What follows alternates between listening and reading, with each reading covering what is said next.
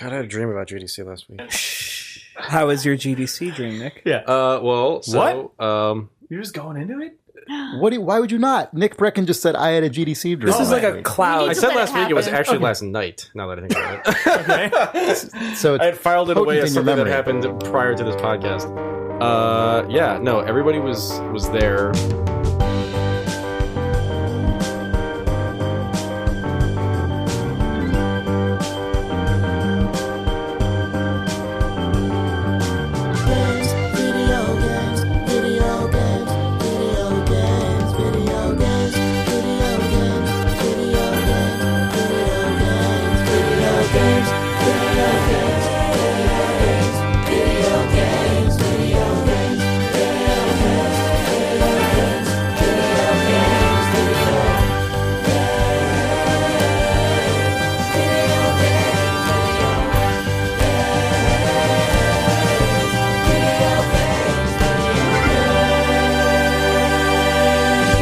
What is it? It is... November 19th. It's November 19th, 2014. You're right. This is Idle Thumbs 186. I'm Chris Remo. Is it 86? This is Idle Thumbs 185. I'm Chris Remo. Oh, I'm Jake Rodkin. I'm Danielle Riendo.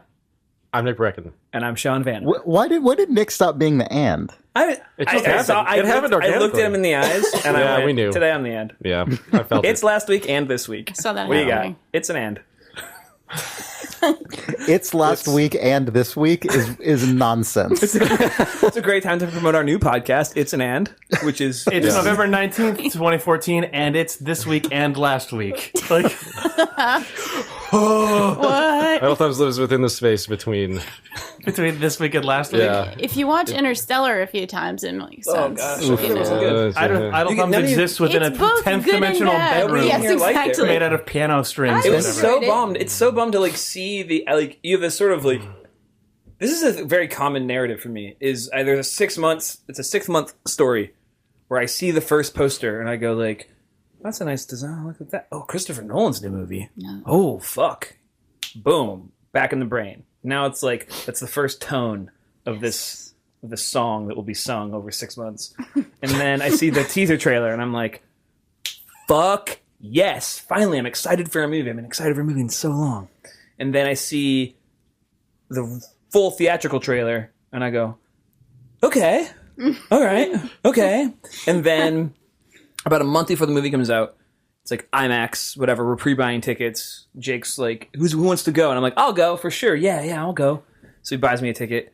And then it's the night of, I'm like, Oh no. you know what? I don't know. The doubt I don't really know starts. if I'm going to go. I don't know. It's like, God, I could just do anything else. I could do nothing. Oh, I'll make something up. I'll do nothing. And then if the movie's good, We all knew that's what and happened. then if the movie's good, I'll totally go. And then everybody comes back. It's like, no, it's garbage. It's bad. It's bad. I'm like, God damn it. Like, okay. And then 6 months over. Happens all the 6 fucking time. months All the time. Happens over. to every movie. Always. You know what AMC is doing for fans like you? I can't imagine. They're killing you. They're actually making an Interstellar pass so that you can see the movie unlimited numbers of times if you pay like an extra Really? $10 or something. This is real? Yes, this is a real thing. I got So a press you release too for this can live in a today. nonsensical time loop as depicted by Interstellar. Exactly. You can be Matthew McConaughey Well, in that's a not true. black hole. Man, that's like... I would love nothing more. That's crazy. Exactly. People saw 2001: A Space Odyssey a million times. Let's just sell a subscription to Interstellar. People love the unlimited pasta pass at the Olive Garden. They should do the Buca de Beppo Interstellar You know what? If party it comes pass. with Yeah, free you salad see- and breadsticks, Unlimited- I will fucking yeah, see it yeah. 10 You see times. Interstellar, you go down the street to Buca de Beppo, you got a night every night. For the rest of your Right. If you miss a night, Peel sketch. they cancel your pass. Yeah. Oh no! They give you 3% more food every night until you don't make it. Right, though. right. They give you it's like the guy who tricked the king into giving him his whole kingdom by saying, "Oh, you give me 1 grain of rice for the first square in the chessboard and double it for the second square and double it for the third square until he just has infinite rice." It's like that, but they start by giving you 1 strand of linguine the first day. But then you know that it's it's come to a head when you open the door to Buca de Beppo and you die. This linguine comes out. You just In die. fact, linguine just there's no air. You cannot swim to the top. Yeah. I guess I'm not seeing Interstellar tonight. Right. Make me stay, Murph. Whip pan to AMC headquarters. God, they make you Finally. eat before Interstellar, so you're just sitting there in the movie theater dying. Of course. Yeah. Dying of pasta death. Of course. Yeah. God, which airline was it? Is it American? There was one airline that gave lifetime passes. Wait, that wasn't Lifetime. Yeah, there were lifetime free flights or lifetime pass given on one airline. It was American Airlines. They did lifetime free first class flights. Oh, yeah. For like $100,000 or something. And it was a disaster. In the 70s or 80s. And, Yeah. Or like early 90s. It was a time when it shouldn't have existed, but they were like, in like, you know how like I think it was the 80s, every holiday some 70s. season there's that like super rich person's like Macy's catalog basically that comes out. Oh, yeah. It was in there. It was like somewhere in one of those. Right, it's just fly first class forever. For $125,000 or something That like deal that. was a very And bad like deal for that a couple airline. a couple people who were just about to retire early. Yeah. Were like, well, you know, we have Well, I like think it was something crazy. I a gotta nicer- look this up. But I think it was a U and a +1. Oh my God. it was like something a couple nuts. bought it. They interviewed them in the article. They Yeah. were like, you know, we're not rich, but we thought, look, we're gonna retire and travel. Fuck it. Yeah. Let's just do it. And they're just like American Airlines, like, what can we do to undo this? Like, please God, because they've flown everywhere in the world for free for first class. I think that the +1 $10,000 tickets. I think the +1 thing is a component in it because I remember reading that they eventually did modify it to say you can't keep subletting this by just flying on an airplane with someone to take them somewhere for free and charge you. Right. Like, I think That's that a was huge- actually like Oh, the man. ultimate exploited loophole. Is just like, oh, airline tickets are fucking expensive now. Anyway, you want to just fly first class to Paris with me? Pay me a lot of money, and I'll just fly home when we're done. Pay me 80% of what you would be paying American Airlines. So I'll have free champagne I don't for remember the details 12 correct, hours. but I'm nearly certain that detail is correct. And this was just like, let's do the ultimate ultimate romantification. My brain Your just- voice sounded like your voice sounded like the tape melted. Yeah. Yeah, the promotional American Airlines tape just disintegrated. The sort of like jet set age is fading, but we can maybe, kind of get a little golden hour light shined on it with these crazy tickets. Oh shit. They also screen Interstellar on those flights now. How could a company of that scale offer something for that price and not just get out a calculator and just multiply two numbers? Well, they were probably just like, Who the would price do of it? airfare is never going to get fucked. I mean, maybe that was pre-deregulation. Who knows? Like, it was probably something has changed very dramatically in how air travel works. Yeah. Also, I think there's probably a conversation. I guarantee you, it's a decision that gets made by a very few amount of people that doesn't get run by people it should. It was like, some VP had a pet idea. $125,000. Yeah. Nobody's just going to casually spend that. If I saw that Doesn't deal really today, matter. That much money, if I they saw just that buy deal a plane. Today, I would start figuring out how to get that much. Oh, money. me too, for I'd sure. be like, oh, okay. Yeah, How much? definitely. I don't have that. Okay. Yeah. I would take out a loan under false pretenses. I'm buying a house. This is for a house or a car. 185 will be used as evidence in court. Kickstart it. For that deal? Are you kidding? Yeah, of course. Yeah. Not that I think I'm good for it at the moment, but I would find a way. Yeah, you make it. That's one of those you make it works. Yeah. I know Good podcast, by the way, guys. Yeah. Really digging into the heart of the You know, video game it's- industry. Yeah. This is games. this is all It's game in the system. tying back. Yes, it is. It's all tying back to my game-related. excitement for Grand Theft Auto 5 first-person airplane flying and infinite pasta eating. See, that's You know what's That funny? works. You can played watch Aerobiz movies in this first week. person in a movie theater in GTA 5. You can fly airplanes in first person in GTA 5. You probably can't eat pasta, but You can totally have sex with a you prostitute. can Yeah, I was totally gonna have say, fucking freaky first person sex. there's God. definitely Weird blowjobs You involved. can't have ravioli. It's fucking stupid. Yeah, dumb. In a city that has a little Italy. I bet Where's the noodle gonna go? if they So ever dumb. do San Andreas 2 and it's first person, I bet you'll eat ravioli in it because you can eat food and get haircuts and stuff in that and one. ride on your stupid little bicycle. Oh man! on your mini bike. No, on your actual bicycle. Like little a tiny like bicycle. tap X and B or whatever Yeah, back and yeah. forth to pedal on your bicycle. Squeaky. Yeah, You know what would be great? A first-person rendition of a Rockstar game would be Bully. Yes, God, that'd be Yeah. awesome. that would. Be That was a really good game. That game Yes, is it was. fucking good. maybe their their best. game. Oh my god. What? Jinx, you owe me a Coke. All right. I think it was one of. I think definitely along with Red Dead, it was the strongest sort of theme meets gameplay that Rockstar I preferred has Bully done. because it didn't have like hyper violent. I agree. Shit I in it agree. that made me uncomfortable. No, I agree. Yeah. I do prefer Bully. Yeah. I agree. What's funny is there was more shit levied in the media at a game called Bully. But like, we are promoting bullying. We are like bullying is like versus Red Dead never caught any shit. Red Dead Redemption. It Yeah. has dead in the title, and you make everyone dead in it. Yes. Also, Girls Bully get stabbed in the didn't. street in that movie. Yes. in that Bully game. didn't promote bullying. No. That wasn't like the core message of that game. Bully Anyway, was it good. a good game. Yes. I always He's forget excellent. about Bully. I know. Bully is great. There's an there's an up-res nicer version that you can play. Oh, that's Yeah, because true. Bully came out on the original Xbox, then they did a 360 Yeah. Oh, Bully that's right. release. I think wanna it's on play that Steam, again. right? I think they eventually put it on PC. Assume as much. Yeah. Might be sure good for that the it is, stream. but- You know what? It's a very telling sort of like metaphor for the evolution of this podcast. Is that a Far Cry game came out today? See, that was my main thing. Wait, have you played it? All about Far Cry 4? Have you all played about it yet? sliding down slopes and fighting animals? I saw some dude just like open, like we saw that video of that guy just unloading a silenced M16 into a Badger, and I went, all right, well, yeah. See, that's Clint the Hawking whole is somewhere crux. stoked. I downloaded it today. I did not play it yet today, but I had Oh. a Far Cry 4 Dream last night, Oh, which whoa. told me Podcast. that I needed to get this All game. right, go for it. What's the Tell deal? Idle Thumbs about your Far Cry dream. Yes, please. I feel like I'm really part of the podcast now that I'm talking about Far You can get Cry the Far Cry and tattoo dreams. after this with us. It's already there. We all have them. It's fine. Yeah. Okay. Well, in this dream, I was kidnapped by the main bad dude, the The big guy in bad the front of the By box. Throne guy in the Guy. front of the box with the amazing blonde hair and the Yeah. amazing purple suit. And the amazing subservient indigenous person. Yes, it was They cut him a out. little I think weird. they took the note on that one. Yeah, I'm pretty glad they did because UB needs to take notes sometimes. Anyway, I was kidnapped by him and brought to his secret bunker where I was trained, I shit you not, as like a ninja operative Oh, cool. for him. Sick. And so I did all this is this like a Matrix thing that style. happens in the game, or is this exclusive to This your is in dream? my dream. This I is don't think this exclusive to the happens in the Danielle game. dream. Danielle skew. Dream. This is only my dream. PLC. Is that what pre-order DLC is called yet? I don't think so. PLC. Oof. Well, get ready. Well, it will be now.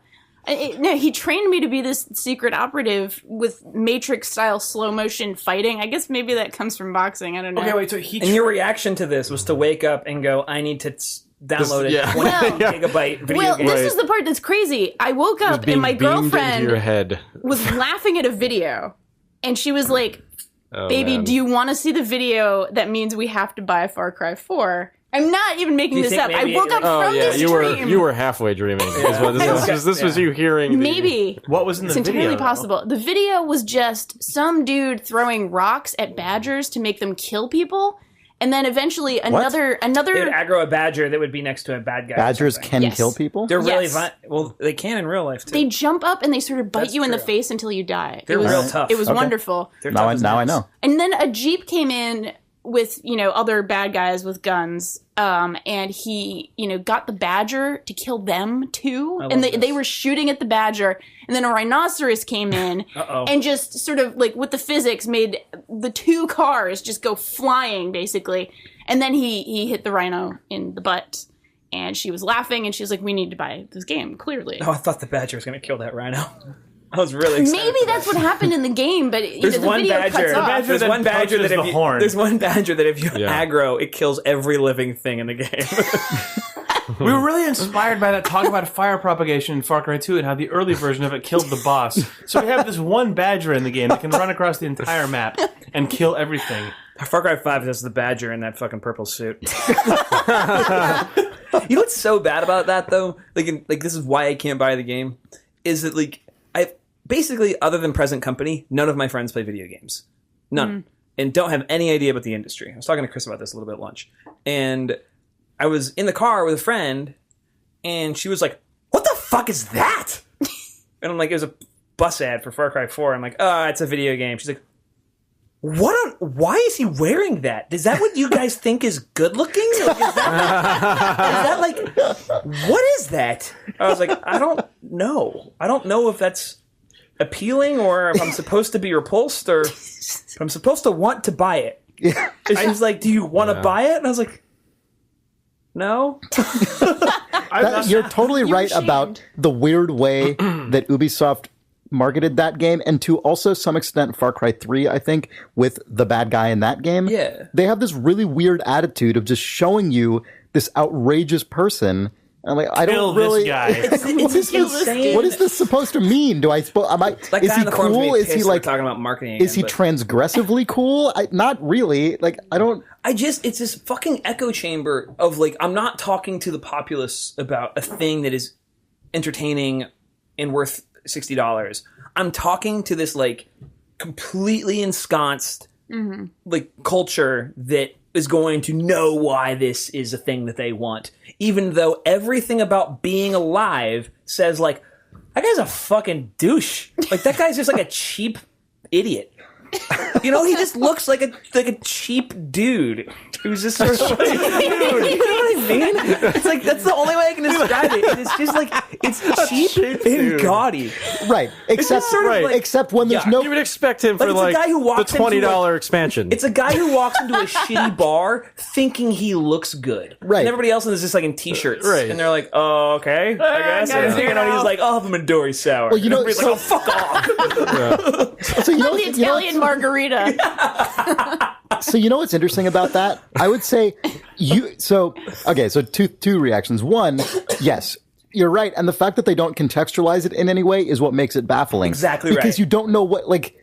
Is that? You would assume- Am I supposed to want to He looks identify? you would with this assume thing? that he would be the Because- protagonist, though. Yeah. Right. That's what you would think. Right, exactly. I thought that as well. When the marketing first go, they're like, I Right. play as this? Yeah, right. Because every single other video game is just the protagonist in a fucking close-up. That's what they all are. Yeah.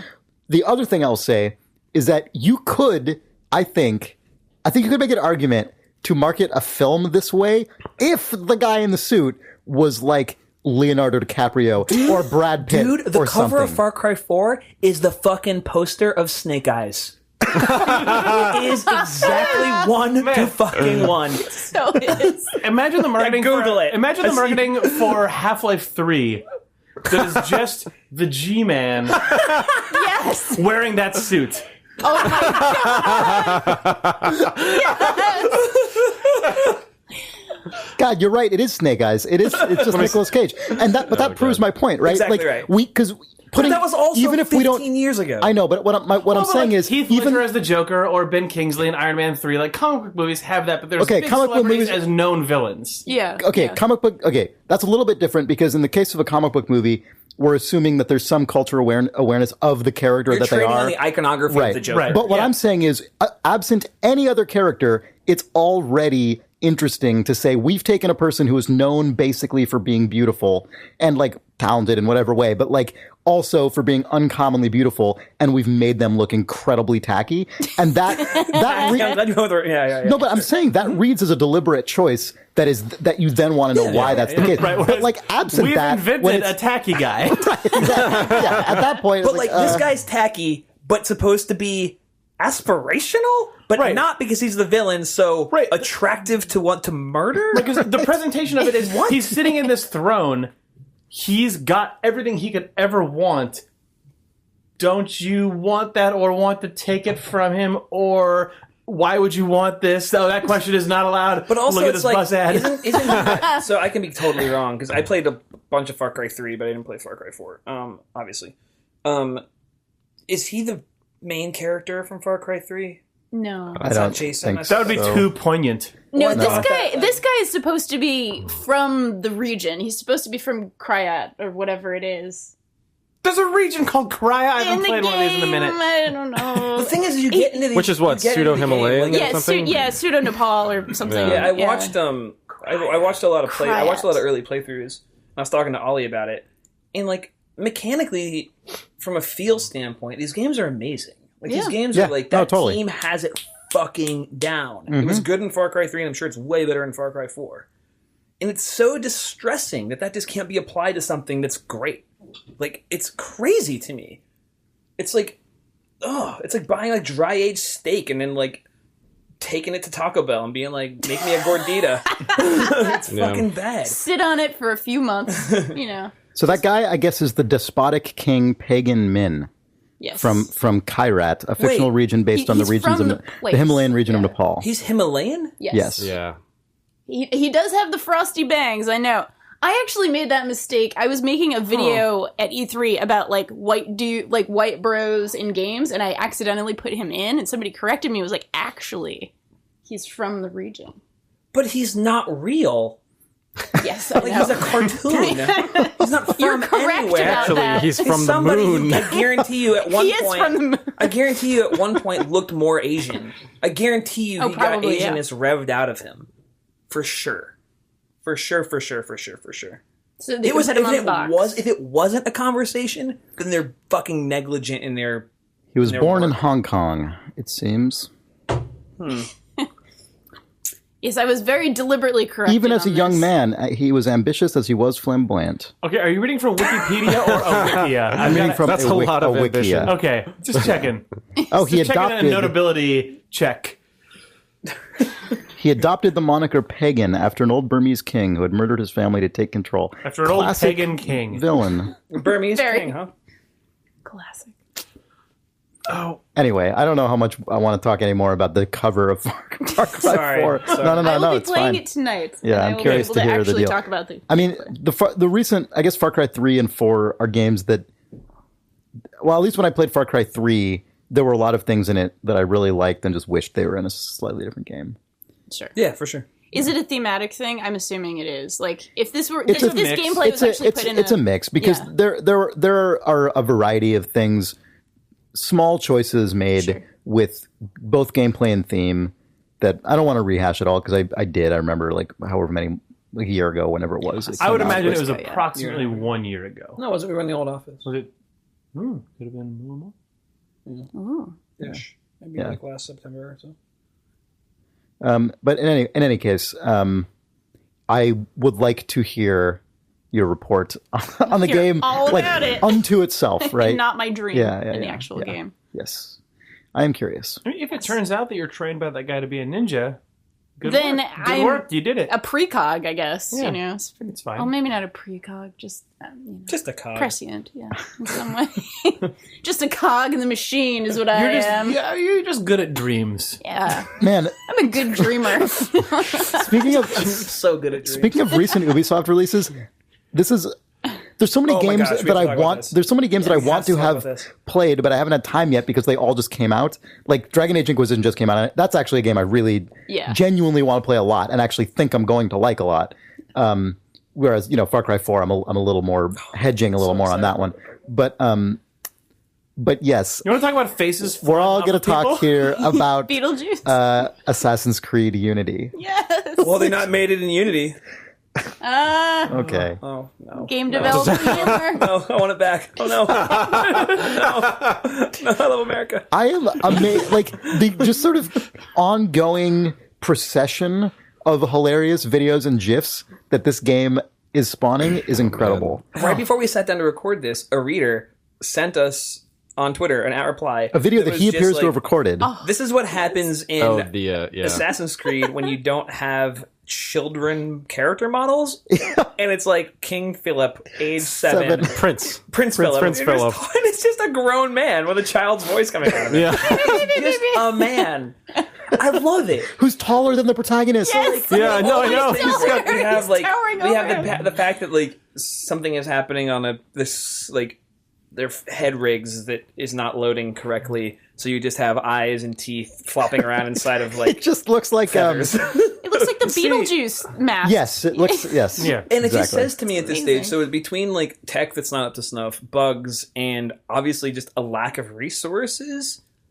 There's a narrative of the development. What you don't understand, Sean. Available in a scenario where you could murder them. Right. But there's a narrative to the development of this game now that is so fucking funny to me, where it's just like somebody dropped off like a fucking fridge box and some twine and said, "Build me a fucking boat, or I'm gonna kill your family," and left the room. And they're like, "Oh god, we gotta make a game with only these parts." Like it's so funny to me. It's so. But it's also like, oh, I don't build me the understand. most amazing boat the world has ever seen. or I will kill you. Here's what they did. They actually just took a boat, disassembled the entire boat, brought it to your house, and said, "Build me an extraordinary Make me an aircraft character." and then gave you all the parts and said, "I'll be back tomorrow night." Right. The engine is just the sail. Because they have all the shit, right? Like, I'm sure the city is still amazing, and like all of those things, like those guys know how to just crank it out. If you were anywhere near the conversation that got a grown man model into this game as a 7-year-old child, Well, you know what's please funny write us is at that- questions@idlethumbs.net. Well, or if God, I have to or know the if you story. know it to also be a bug, and maybe it's supposed to be a child model, and it's just many. No, I don't think It's that. a Red Dead situation where like possible. cougars are taking the place of hawks. Horse lady. Yeah, I don't exactly. This is just being written into canon now, where like, like the animus is just glitching out, and like as the like games a- go What's on, actually just like happening weird. is the Wikipedia article of actual human history is being updated to say that this child grew up normally fast. Right. Well, no, it's like how you know Jack. the line about Napoleon is that He was Jack. the line about Napoleon Benjamin is the that big buttoning. Wait, sorry, Chris. What? oh, I'm saying the line about Napoleon. is that he was really short, but actually he was just sort of above average height. This will now sort of slowly get my God. kind of Prince Philippe Right. Of France. common knowledge. He was He just looks a little old He for was his age. 6'10", you know, he had was a 7. had a pituitary gland problem. Just Had a child's voice coming out of a man You body. look like you could have played forward for the Knicks. Just a grown person. If only he were born in another place and time. Assassin's Creed dissolves into pixels as he's transported into the NBA. Yes. It's all Assassin's the Creed New Animus' York powers Knicks. are deep. Anyway, Ubisoft is just How many it. people worked on that game? All people. Hundreds, I'm the sure. entire population of Canada. Yeah, basically. Yeah. But like after Assassin's Creed Unity came out, the Ubisoft stock price last week had dropped like 14% or something. Wasn't was that pretty what we crazy. said? Something Yeah, like it was that. I don't know. It like- might have probably bounced back. It's by probably now. bounced back, but yeah. But like still, It was a bad time because obviously they had no time to course correct, but they also said, sorry for putting our review embargo after the game comes out. Anyway, Far Cry comes out in 2 days. Same deal. Yes. Like Yep. that was obviously the right hand not knowing what the left hand was doing. Yeah. But like, man, just like somewhere in general, Ubisoft's shoelaces were tied to each other like a week ago, and they have not noticed. And it's really bad. That was a day. That was a conversation. But you can unload a whole clip into a badger, which will then go and kill everyone for you. Yes. So It's amazing. get that out of it. You throw rocks at it. Oh, I'm We saw conflating incredible. 2 clips. we saw a Yes. video where a guy Clip of murdered a badger and then it proceeded to roll down a hill. So, you know, That That's sounds like that's fun. just the sad It's on- version of Far Cry 2. it is. Far Cry 4. I'm excited to try it. Well, and the thing about Assassin's Creed that's super weird is that Black Flag was pretty good a year ago. I saw some Well, cool they bugs also online, but everybody released. says it's They also really released good. an old gen, new game. Rogue. Right. Yeah. Yeah. Which is I still know nothing a about what? it. What are you was talking that, an about? old- they released a second Assassin's Creed game alongside Unity, but for 360 and PS3. Yeah. It Assassin's was a Creed side Rogue? scroller, I think. What? Even. No. I think it's just an Oh, expansion. I'm thinking of the No. ancient Chinese Yeah, expansion they made it- DLC that is right. basically another game for Assassin's Creed Yeah. Unity, but No, it they has nothing to made- do with the story. They made another game in like using the Black Flag engine set some other time. I don't know what, but it's a game that's out now. I've never even heard of So Assassin's Assassin's Creed Rogue. 1, Right. good. It's Assassin's strange, Creed right? 2 / Brotherhood, good because the multiplayer was good, and I thought the single player was okay. Then the American Revolution one, People did not Yeah. like. panned. Yeah. Black Flag, people like good. They like People because of the liked it. pirate ships. And then And then Unity. garbage. Unity, Seems to be. aesthetically interesting until a face explodes or a child is a man. Yes. And Or then it it's runs at even 2 more frames a second. interesting, yeah. Yeah. I'm actually planning to play Black Flag co-op shortly in my life. Cool. 'Cause I heard it was so Oh, great. you can play co-op? Yeah, apparently, in that one. What?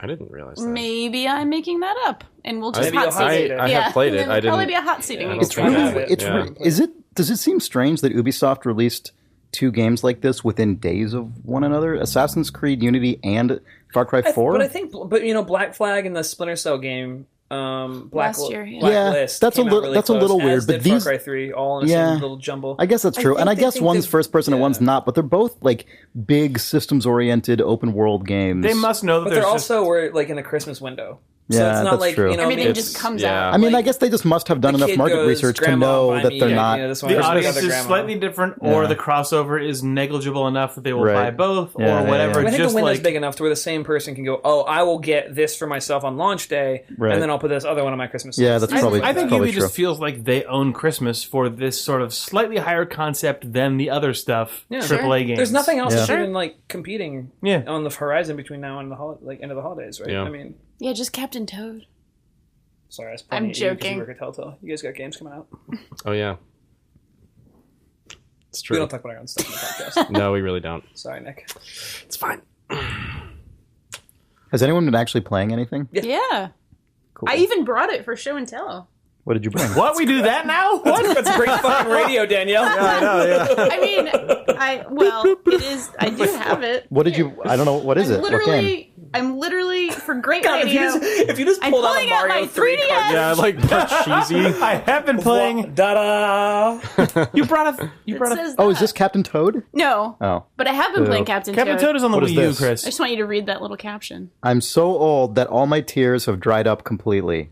What is this? It is Pokemon Alpha Sapphire, Oh, and it is really good. Alpha Sapphire. I want you all to know It's this a is my. graphics It better card. be great with a brand recognition like Alpha This Sapphire. is Grandma, I've never.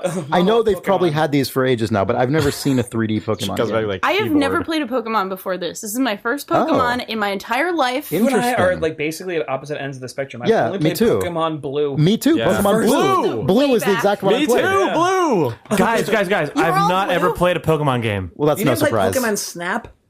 You didn't play Pokemon I played Blue? 5 minutes of Pokemon Snap, and I have been annoyed by Pokemon in Smash Brothers. I found a pack Yeah. of Pokemon Snap Wait, what cartridge does that in my mean? childhood bedroom. What? They're in Smash Brothers. That was great. I still have it. I didn't actually play it, but I had God, a I lot want of to play the friends Mario who Kart loved it. DLC. Awesome. Anyway, this is my very first experience with Pokemon.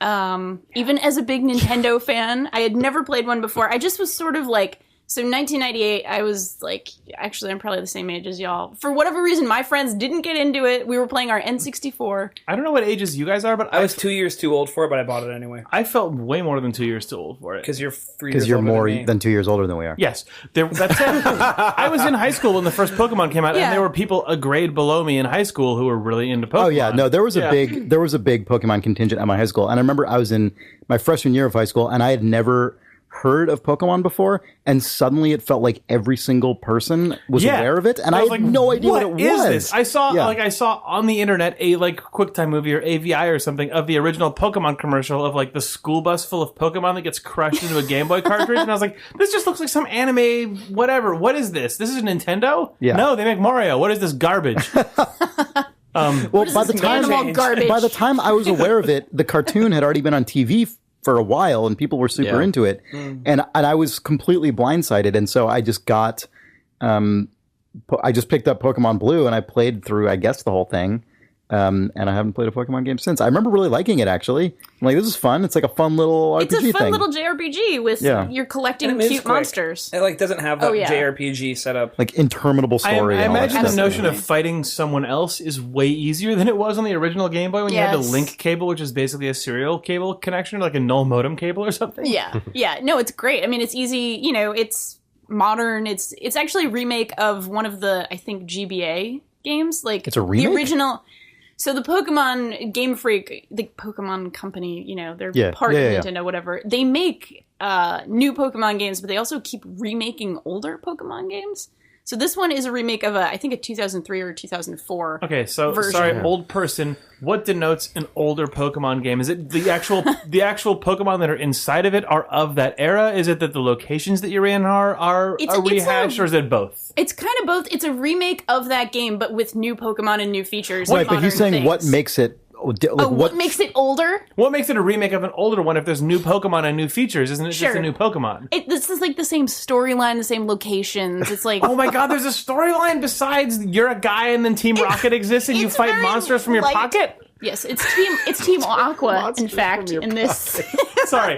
My monsters in your pocket. My most recent contact with Pokemon was sadly the Pokemon track from Mouth Silence.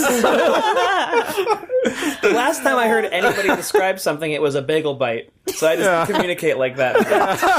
What are these pocket monsters? Put pizzas on a bagel here any time. A movie on a disc the size of a CD. Live in the future. It is, there's not that much to say about it other than it made me interested in the series. My girlfriend just sort of gave me this and was like, play it, give it a shot, see if you like it. I like JRPGs. I'll play a good one whenever it comes out. I really like Bravely Default earlier this year. That was quite good. But yeah, it's like a very fast-moving, light JRPG with all these.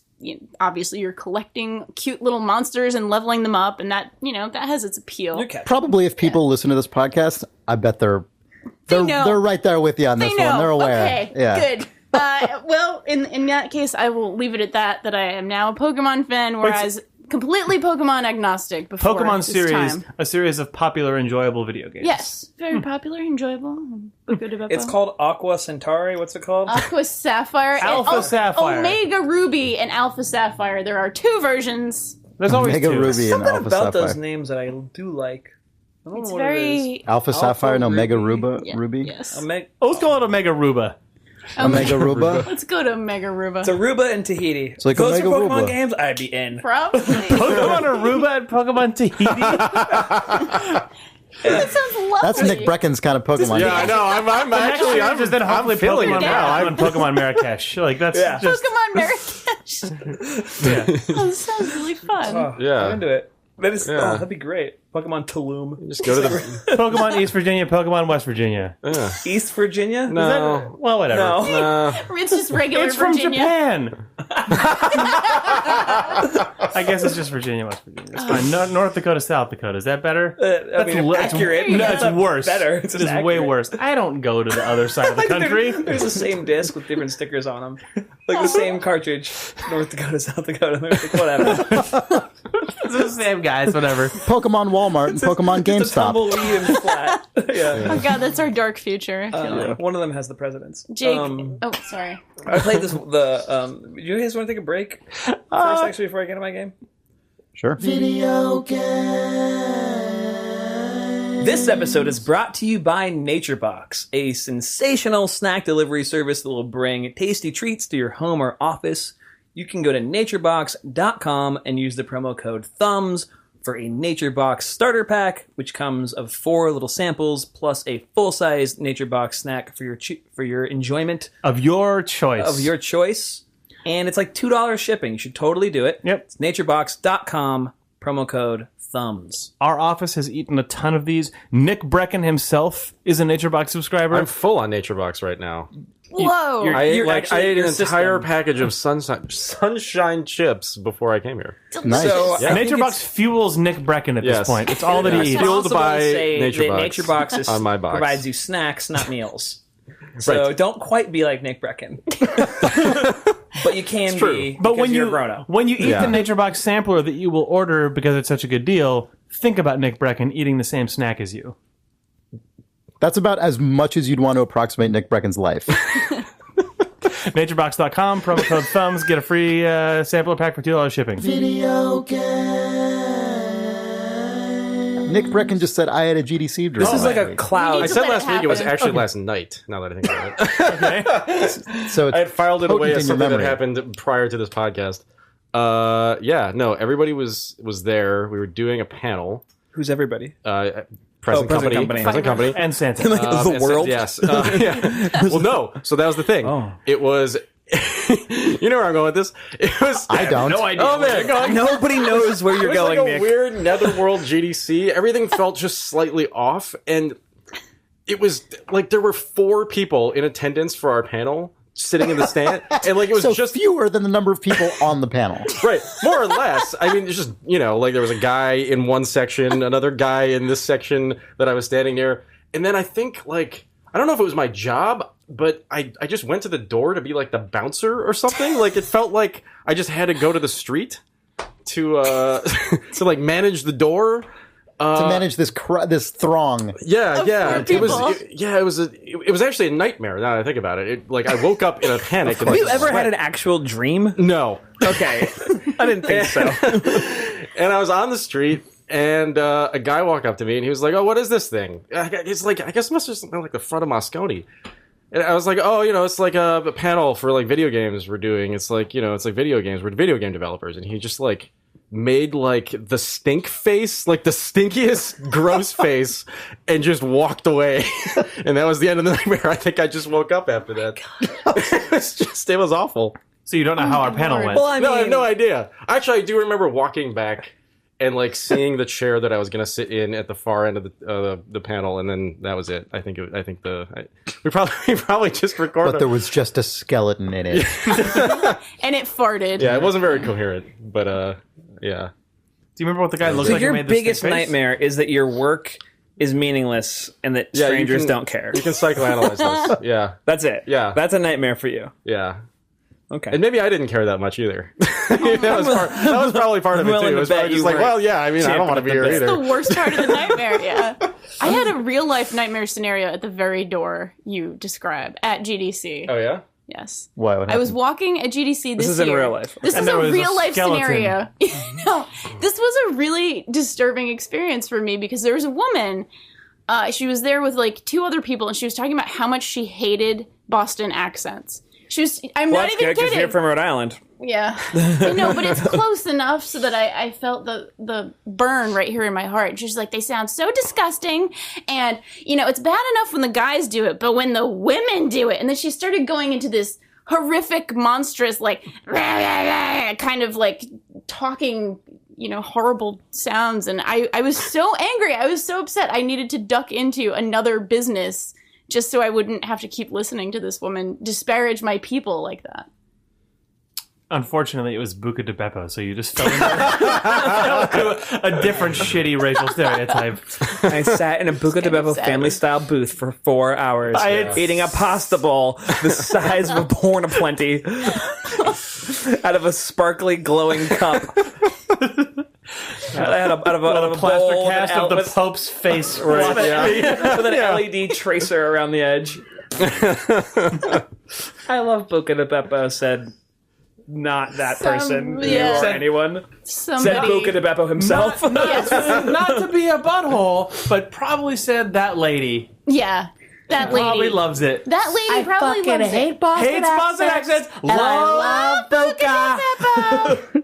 Speaking of holes, doesn't Buca de Beppo mean Beppo's hole? The hole of Beppo? It does. We can only, Yeah. I'll meet you at Beppo's hole. That's not code. That's just at a shitty chain Italian restaurant. Crap on the Where I walls. buried my gold. Wow. Sorry, I meet you at Beppo's hole. Under the pretense of like hidden treasure. Yeah, The guy's just like a gold mine and it's breadsticks. What bounty could be greater than all-you-can-eat lasagna?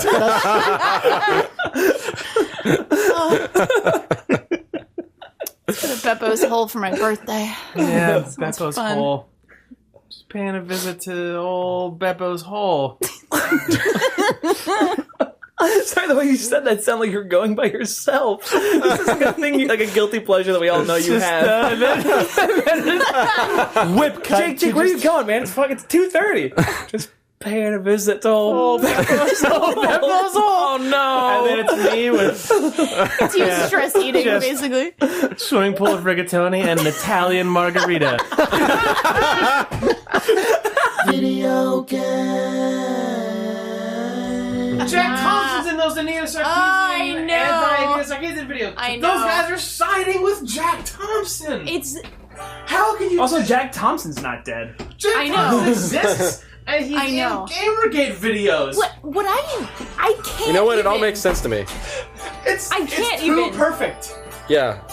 Jack It's just. Thompson is related It's just. to Gamergate in a weird way. Now He is. Very Now- Well, so Yeah. what felt weird about the entire phenomenon to me was having come into the industry at a time when Jack Thompson was the enemy, and anybody speaking out against violence in video games, and that was the fucking like call to arms, and that it felt like that war, whatever.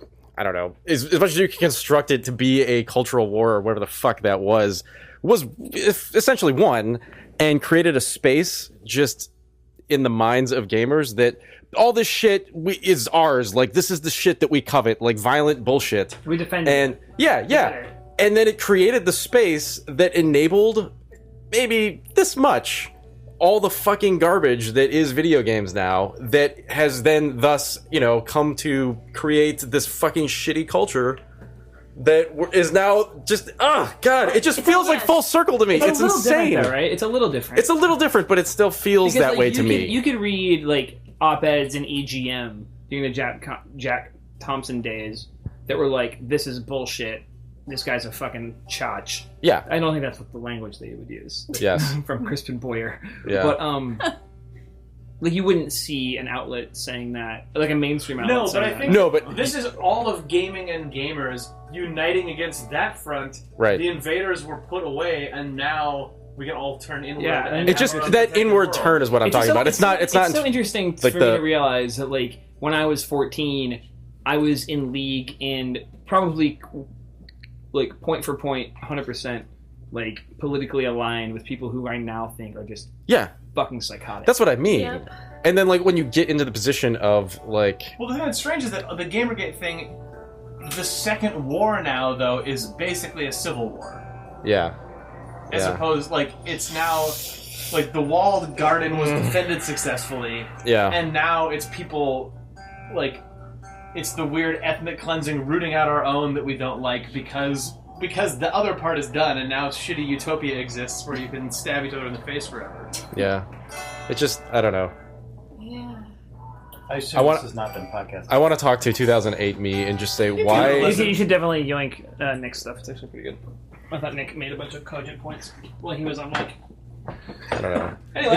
It just feels like I want to talk to myself then and just say, why are you spending this much effort defending a bunch of shit in games that you don't even think is admirable? No, or morally responsible. That is it's a different conversation, though, and that's the problem with all of it, I think, is that when it was an issue of government censorship of content inside of video games, you got people from all fucking walks defending that. That gets into, like, I don't agree with what you're trying to say inside of this medium, but I will defend your right to say it.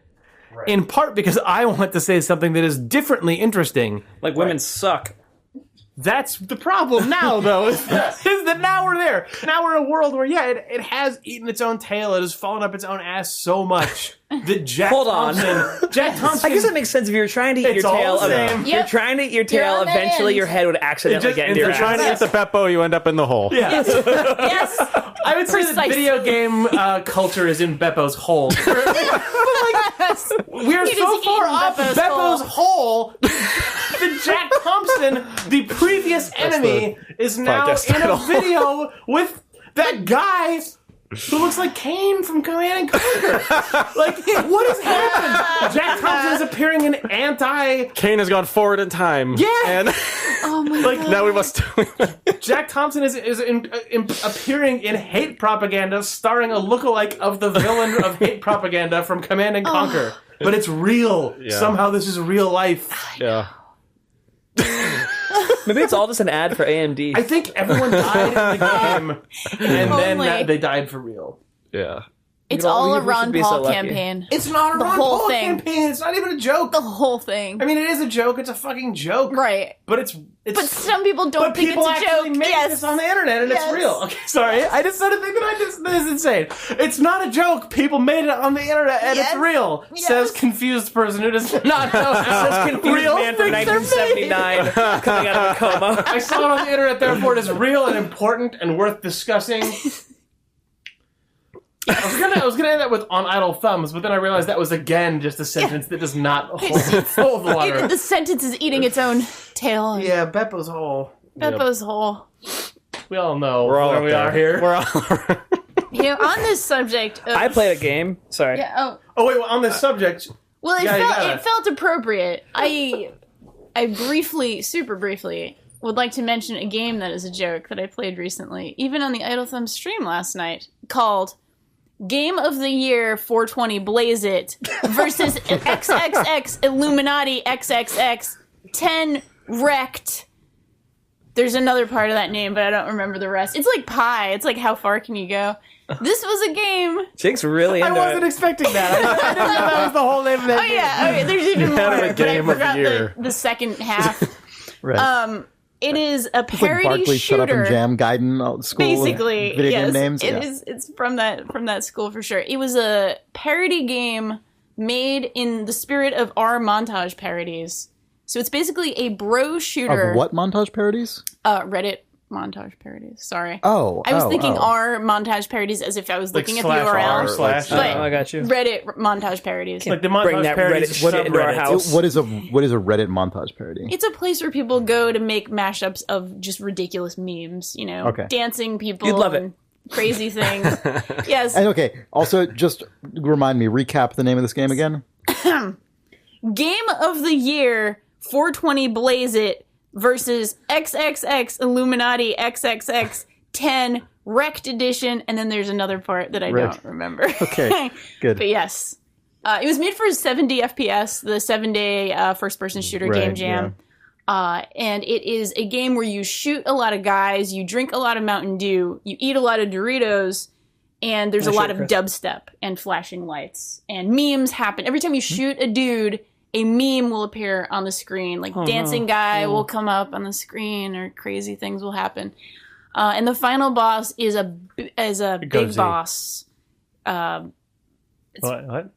God, what is his name in the Metal Gear, The Metal Gear Solid? Big Boss? Big Boss. It's Big a Boss. parody with Shrek. It's the big boss. And from Shrek Metal- Swamp. Metal It's just Gear. that big boss. The It's just final called boss Big is Boss. Big Boss. So the full name of the game is Game of the Year 420 Blaze It versus XXX Illuminati XXX WoW out of 10 #Wrecked Edition montage parody the game.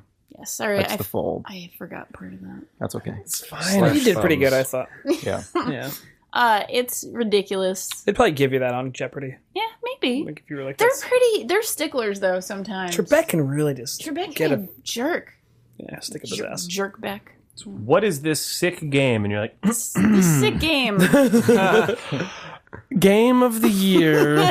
420 Blaze 420 It. Blaze It. XXX Illuminati XXX WoW out of 10 Wrecked Edition parody game of the year. Was that Montage parody. hashtag montage parody? Wrecked Edition. That's Wrecked the Edition. hashtag. There we go. That was the Montage hashtag parody game. game. That sounds great. How was it? It's it's Good. it's exactly we what don't it sounds know. like. We absolutely you're do like, not no, you know. don't. Yes, it is exactly what it sounds That like. does not help, Danielle. It was a perfect intersection of theme is and mechanics. ridiculous. Is it fast paced? It's Is it very fast paced. Do you shoot and a lot? mechanically, it Is it- actually feels pretty good. I mean, it functions unlike many game jam games. Unfortunately, it feels good. The mechanics feel very, oh god, I'm Feel going like to when say those- this when in a those way that memes sounds really pop out? stupid. Yeah, like when the memes pop out, it's actually kind of interesting. I spoke with him. His name is Andy Sum, is the developer. He made this in 7 days, and he actually spoke with me about like the way he generated each meme, with what shot you used, with the explosions, with different things. He actually Wait, the thought a memes lot are about generated. This.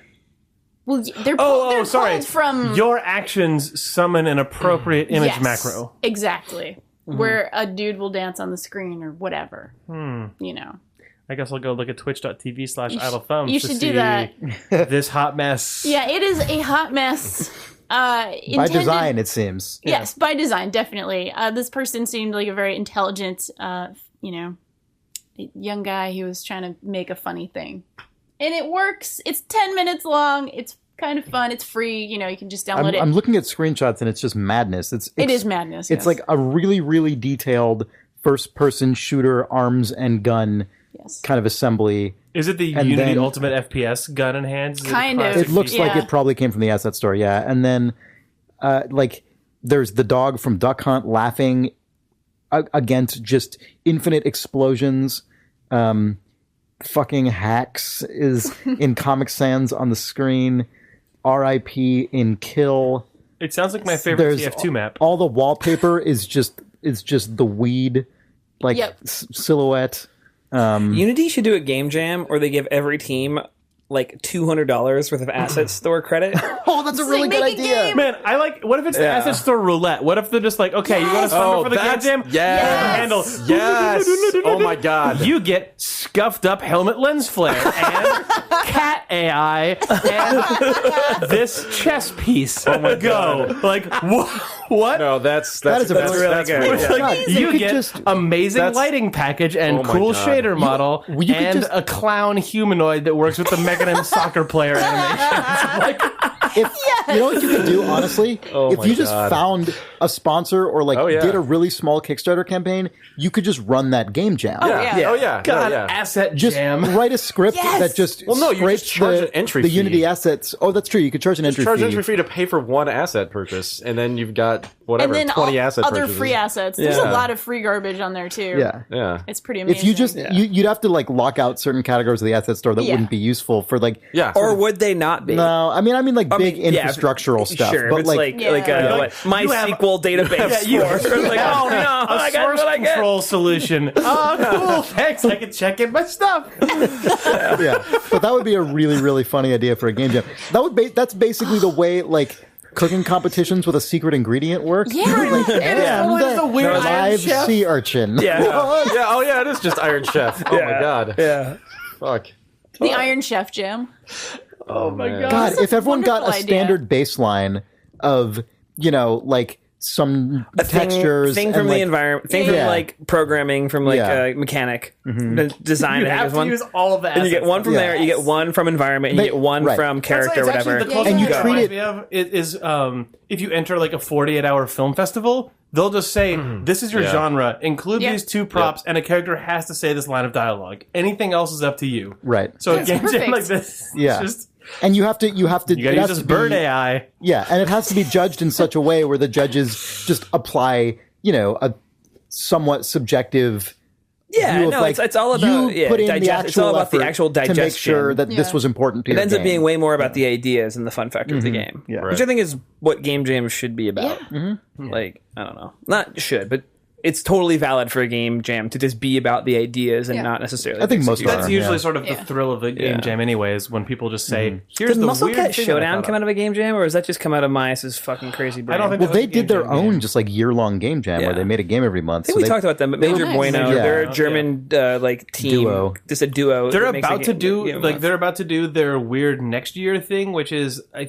don't know how long they're doing it, but they're just going on tour, traveling through the world, making a video game with a documentary film crew following them. So they're just going to do Wow, I didn't know installations that. of their game either every couple weeks or monthly or something. Like, and they've got a crew Oh, that's so putting out. Myas is living a good life. It might be like every Well, no, you week got that they put American out an Airlines episode. package. Yeah, I was gonna say. Yeah, exactly. 1988. They both, just It's both Myas and the other guy whose name I can't remember, and two just like 55-year-old guys who bought those. who are American Airlines who are shepherding them Yeah, around. we're just flying them around for free first class. Do you guys remember, speaking of outrageous airline promotions, do you guys remember a few years ago when some airline did a thing where for like 2 or 3 months or something, you could pay, I don't know, It was probably some JetBlue. amount of thousands of dollars. Yeah. I think it was JetBlue. Yeah, definitely And you was. could just fly unlimited for, Yep. Yeah, they had that like a summer period of just, time? just Yeah. have JetBlue tickets for the summer. man, I was so, I think didn't Doug do that? I don't know. I think Doug Tobacco, our web programmer, did that. you go to What? Disney. Maybe I'm wrong. I thought he did that. Default Yeah. assumption. He went to Disneyland. I thought he was a big Disney fan. Yes. He is. He totally is. I desperately wanted to do that, but it's hard if you have a real job. Yeah, that's pretty tough. But you could, if a thing like that popped up, you could totally do an outrageous. I guess I'm going to show Muscle Cat Showdown in every town that JetBlue flies to. Wake up, Newark. In the airport. Muscle Cat Showdown's On coming the to plane. you. On the plane. yes. Long Beach. Coming to Plane Terminal jam. 2. Yeah. You're going to love it. No, you can still Muscle have Cat Wi-Fi Showdown on a is plane fucking now, cool. so, Yeah, you know. totally. game's You can awesome. make it work. Yeah. I played a video game that's really good. Oh, yeah, I think so.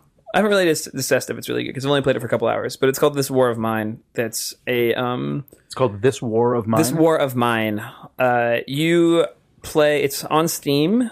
It's a real game. It's not like early access or anything like that. It's $20. Slam. Oh, yeah, that was mean, huh? That's fine. It's okay. No, but it's a what you complete meant. release. But it's like a Yeah, real yeah. game. It's a a complete release. retail release. Yeah. I don't know. It's this. I actually had to look and double, triple check that it wasn't Early access because it's a 2D. I mean, it's not a 2D plane, but it's a 3D game where you manage a house full of refugees who are living in a war zone, and if the like military finds you, they will shoot you on sight. And there's a bunch of other refugees living in this city who will also like come raid you, who will like defend their like little homes with in a lot of different ways. And it's resource management in that you manage the sort of time of the 3 people that you have and their energy and their hunger and their health to just survive for as long as possible. Right.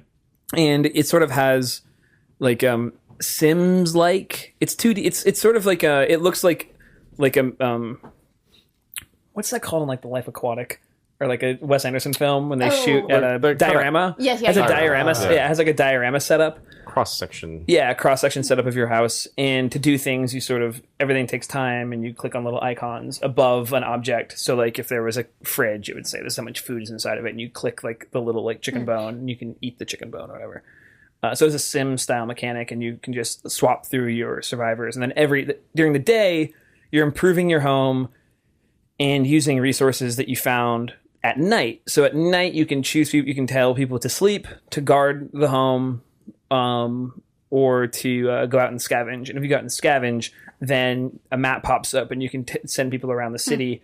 And then when you get, if you send somebody to like, whatever, abandoned church, you get a diorama view of that space, and you move through that stealthily and can swap between sort of stealth scavenge mode or attack mode if they have weapons with them. This kind of reminds me, it's clearly the presentation is totally different, but it kind of reminds me conceptually of Safe House Diaries. It is very similar to Safe House Diaries. Okay. Yeah. Okay. So it definitely almost feels inspired by Safe House Diaries and how the game works, but I think it's a more successful game than Safe House Diaries because the pace of it is such that you're watching interactions happen as opposed to being told the outcome of things that happened off screen. Safe House Diaries, if you guys remember, it was a game we talked about on Untitled Thumbs that I really liked a lot, but was resource management of people surviving a zombie apocalypse, but mostly text-based. This game is not text-based. It does have sort of like end of night and end of night text-based rundowns, but the game is systemic in a way that is really, really wonderful. For instance, I kept scavenging places that were unoccupied, and I got all the food out of them, and I was doing pretty well on a sort of upgrading my house. And I built 2 beds. I had three survivors, and I was like 2 beds. That way, one guy always goes out at night to scavenge. So I would rotate through. Like tonight's your night, Marco. Next night, Pavel, you're going out, etc. Bruno, you're the one after that. And that was working fine. And then that happened. I did that okay for a couple nights, and then I got robbed in the middle of the night, and the dudes didn't wake up. So I was like, okay, Oh no. new plan. Bruno, you're staying up tonight. Pavel, you're sleeping. Marco, you're going out. We'll just rotate through that way. I go out with Marco, and I'm like, well, what should I bring? You have to bring items with you, and you can't defend yourself unless you have a weapon. So I was like, okay, you bring the knife. We have 1 fucking knife. Oh, God. And I'm like, Marco, you bring the knife. Sure enough, I come back, and I'm like, guys, I got a bounty. And like, we had been attacked that night, and Bruno is just like savagely wounded. Oh, God. So I like bandage him up, and he's just like sleeps for the rest of the game. He just like he gets up, and he's like, does a little thing. He's the best cook we have, so I'd make him cook because like the food is better, and give you like. So I was like, Bruno, you have to cook, and he would cook like a couple meals, and then be like, I'm worried that my wounds are going to open. I need to go lay down. Oh, God. Oh, This God. sounds harrowing. Yeah, It's sounds fucking amazing. mega harrowing. So Pavel and Marco are just swapping off now. So like one goes out to scavenge, and one stays up and defends Bruno, who sleeps. And they're just getting like increasingly more tired. Yeah. And finally, I scavenge everywhere with both of them that has no food left, and they're both exhausted to the point where like they just won't do things in the day. So I'm not even improving my home now. Right. Like now I'm not like I really need to build like a rainwater capture device because it's really hard to scavenge water. But if you build that, you can just capture rainwater. And they won't even do it because they're just so tired. I'm like, fuck, because they're not getting any sleep. Because they're just defending their... This, you know what's funny about this is this sounds like if you were making a movie out of this, it would be kind of really high concept and alienating, or potentially, right? Like this weird thing where It'd be it's very like hard to watch. The actual nemesis is like our own sleep or what, you know. What I They're mean? just being slowly eroded, dreams. Right. being slowly eroded by your circumstances. It was playing very games, small. and that's the But in theme the of the game, it's totally different because you are like actively stressed out yourself. Is it where you have the so many whole choices time. to make? There's enough choices in the game where every sure, time yeah. you're thinking about time passing, you're like, fuck it. I think I'm just going to put these guys in bed and just say, go, fuck it. Tonight we're not going scavenging. But we're hungry. We have no food. No scavenging tonight. Get hungrier, but we'll get good sleep. Yeah. So I put the guys in beds. I do it for 2 nights. Bruno stays in bed because he's like still wounded, but it says he's recovering. And then Pavel and Marco switch off sleeping. But now everybody's just like extremely, very, very hungry. So I'm like, okay, Marco, I'm looking at the map and it's like neighborhood house. It says like lots of food, caution, which means like, or danger. Like it kind of tells you like if there's going to be people there. So I'm like, caution. So I go in and I like sneak around and you can peek in through doors before you open them. And sure enough, I see a couple sitting at the fire. And I'm like, I go in because I don't know what's going to happen. And they're like, what are you doing? Get out of here. Get the fuck out of our house. Get out of our house. And like dad grabs a knife. So I like pull my knife and he's like, drop your fucking knife and get the fuck out of my house. My God. And the woman runs into the basement. So I'm like, what do I do? Do I stab this guy? I'm like, and I see there's like a fridge behind them. They were actually talking about dinner. They were talking about dinner when I walked in. I forgot. They were like talking about food. God. So like, I swear to God. And I'm like, oh fuck. And like the guy was sick. He needed medicine, but they had a lot of food because they were talking about their ability to cook and stuff like this. So I send Marco home with nothing. Now we're extremely hungry again. The next night I send Pavel out, send him right back. And Pavel walks straight to the fridge and like, what are you doing? Get out of here. Get out of here. Again, like woman runs into the basement. Guy's got the knife. Pavel just robs them, never pulls his knife out, and walks out. And the dad's just like, you're stealing from us. You're going to kill. And like he's like shaking this knife at me. And Pavel just walks out. Comes back. Bruno has died in the night. Oh my God. Oh my God. And he sits down and Pavel's just like, I robbed from these people. They're going to die because of me. And Pavel now won't get up. So we have food. Marco like starts cooking for Pavel and Marco, and he can't get Pavel to eat because he's just like, I can't believe I did that. I can't believe I did that. God. I can't believe I did that. So I send Marco to just like go over and like sit with Pavel, and they just sit there all day and talk. And finally, Pavel like gets up and goes to sleep. And I'm like, all right, this game is amazing. Incredible. Yeah, it's fucking awesome. It's really, really good. What is it sort of like a fictional war? Is it set in a real? It seems Eastern European, like Bosnia sort of style conflict. I would love to see like more takes on the thing that I think would be fascinating if this game does well for this team. They're called like War Kid, or they're called 11 bits or something like that. 11-bit studios, yeah. 11, yeah. I would love to see other conflicts, but having the like around the world with it take into consideration like the cultural nuances. Yeah. There are mechanics that are lacking that suck. Like I wish I could go into somebody's house and like bring them the medicine. Like I wish I could have brought that guy medicine and been like, because people can come to me and trade. People come to your house and like knock on the door and they're like, will you take us in? We have a kid. And you're like, no, like be gone, or whatever. Or like, hey, I have stuff to trade. And like, if you find like alcohol or coffee, it's big on trade. Like you can totally trade alcohol and coffee always.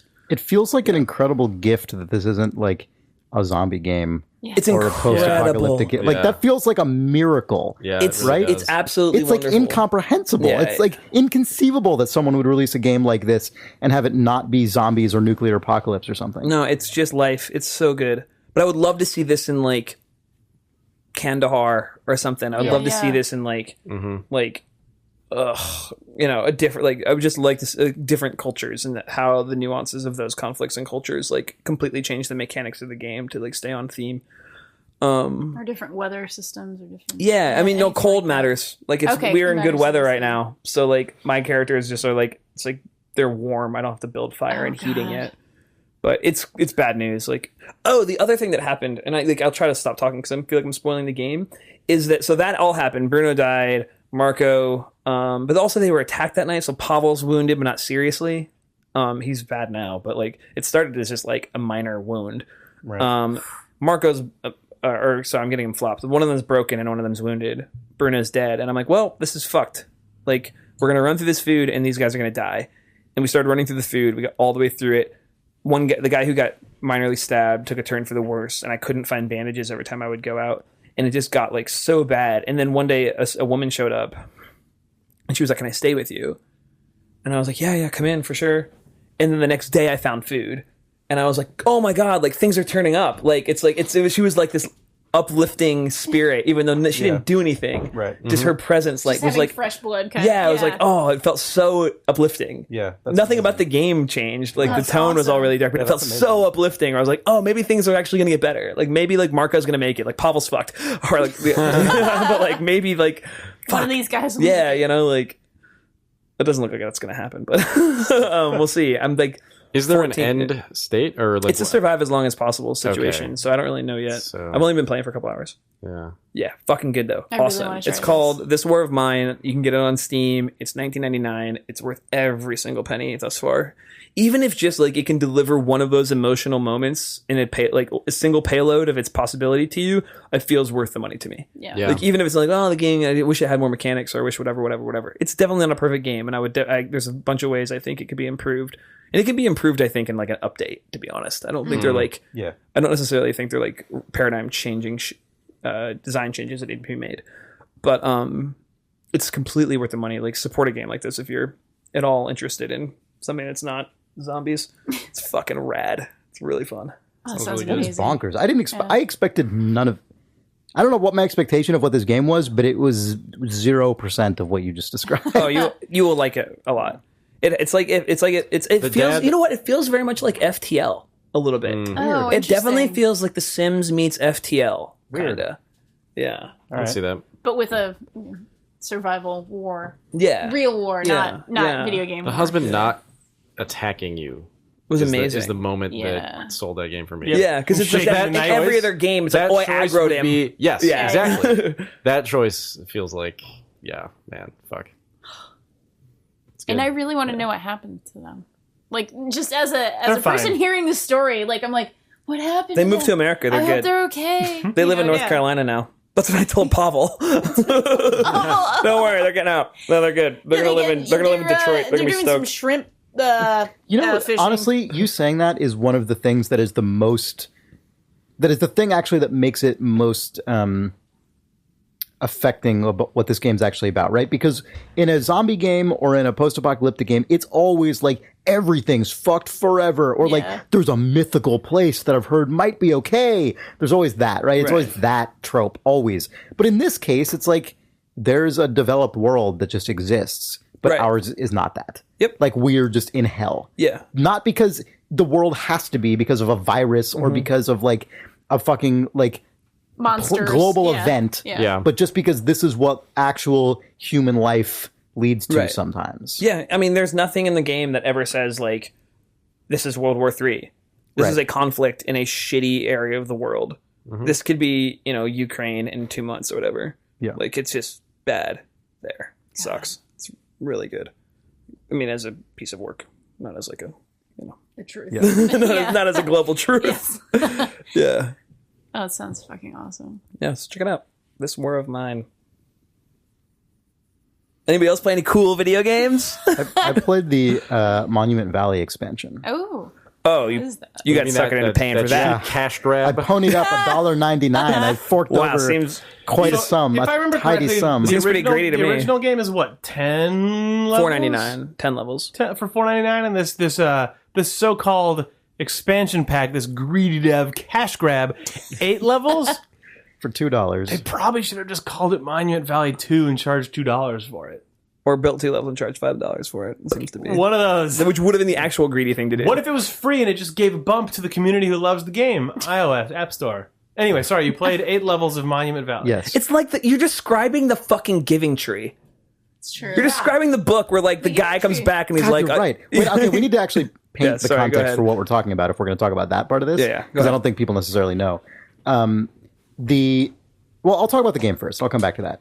So the game itself, I mean, it's an expansion in the very traditional sense, right? It's more Monument Valley levels. But what's cool about it is, and also I feel like I completed them faster than I completed levels in the original Monument Valley, but that might be because I didn't spend any time ramping up. You know, I just Sure, knew exactly what I was doing, so I just played Monument Valley for a while. But the thing I will say is that it really felt like they understand what you can do in a Monument Valley level at this point. Nice. Like the amount, that's really good because the amount of Escher stuff, like the amount of just like crazy perspective warping.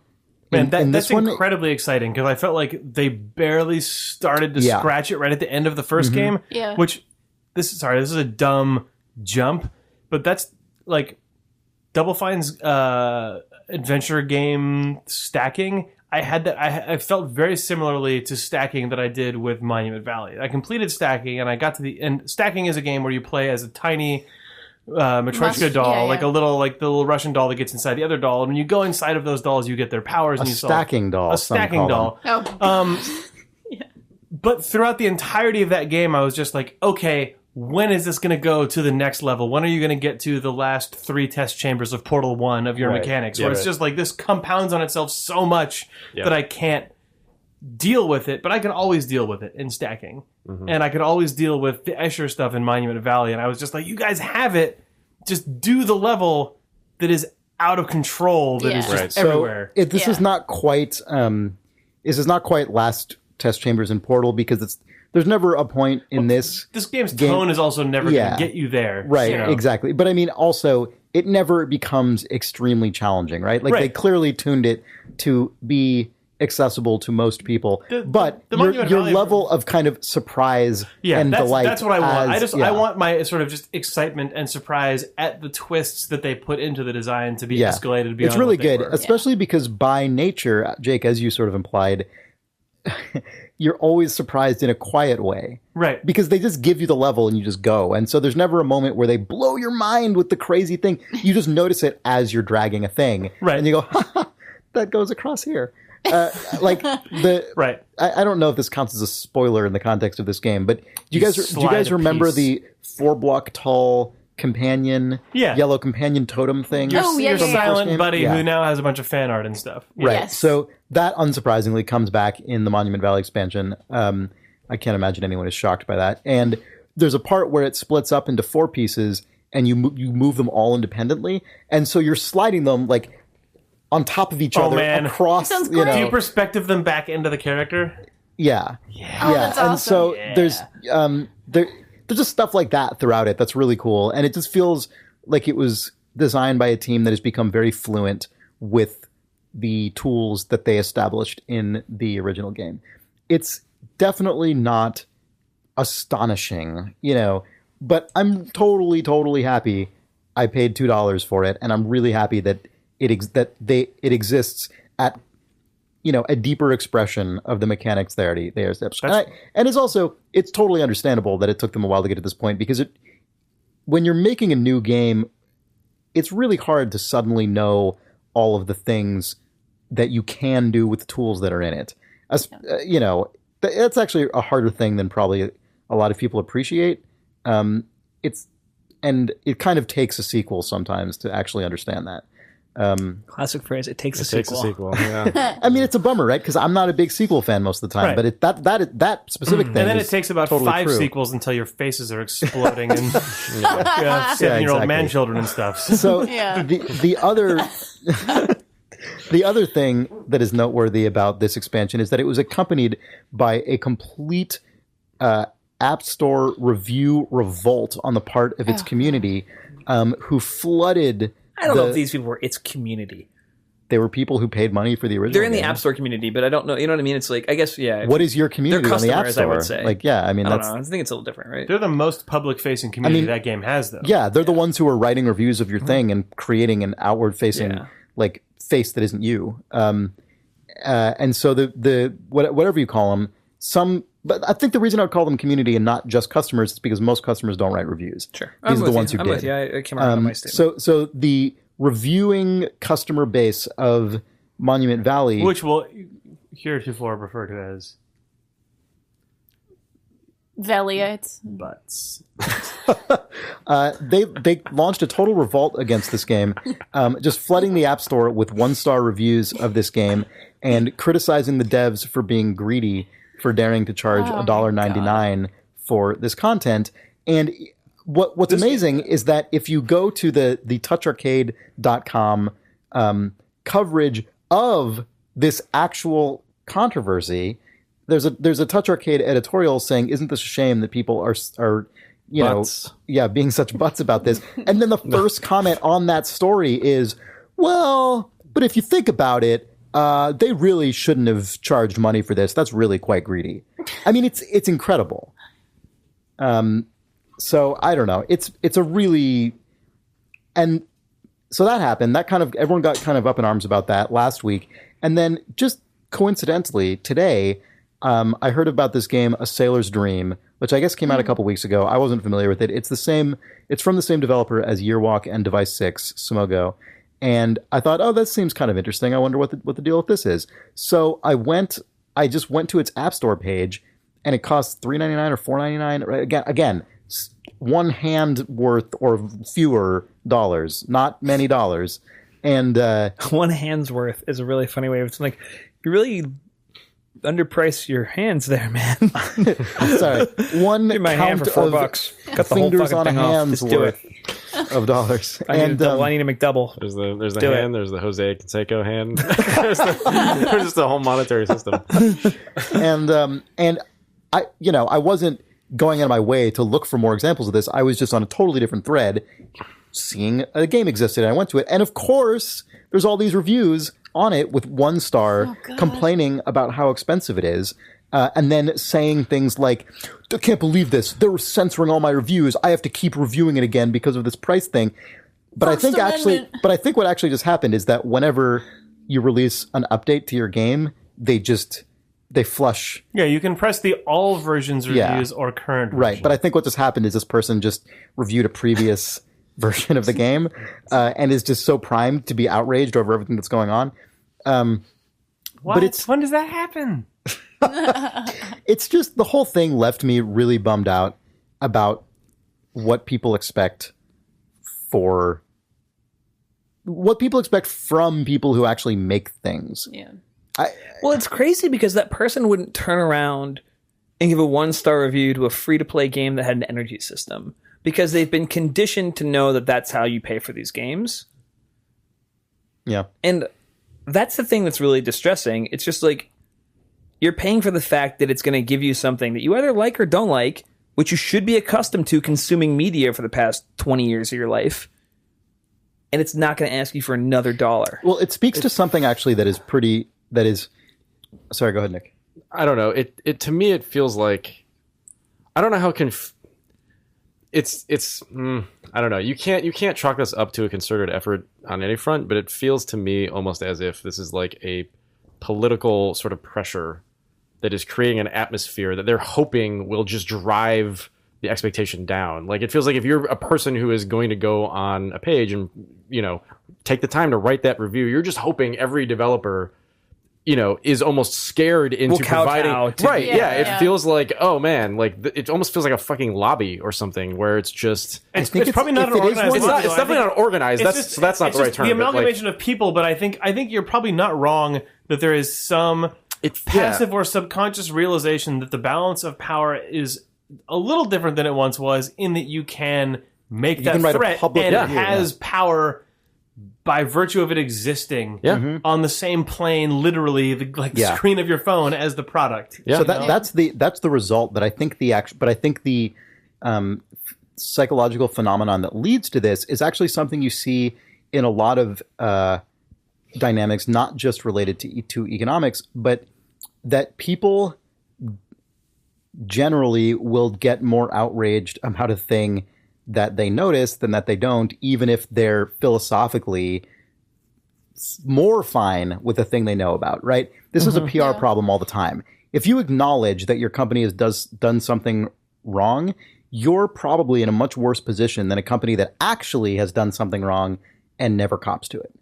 Yep. Like, it's a really distressing phenomenon, but it pops up all the time. If you're honest about a security breach, you're going to take way more shit than if you had a small one that you never actually told anyone about and people just didn't find out about it.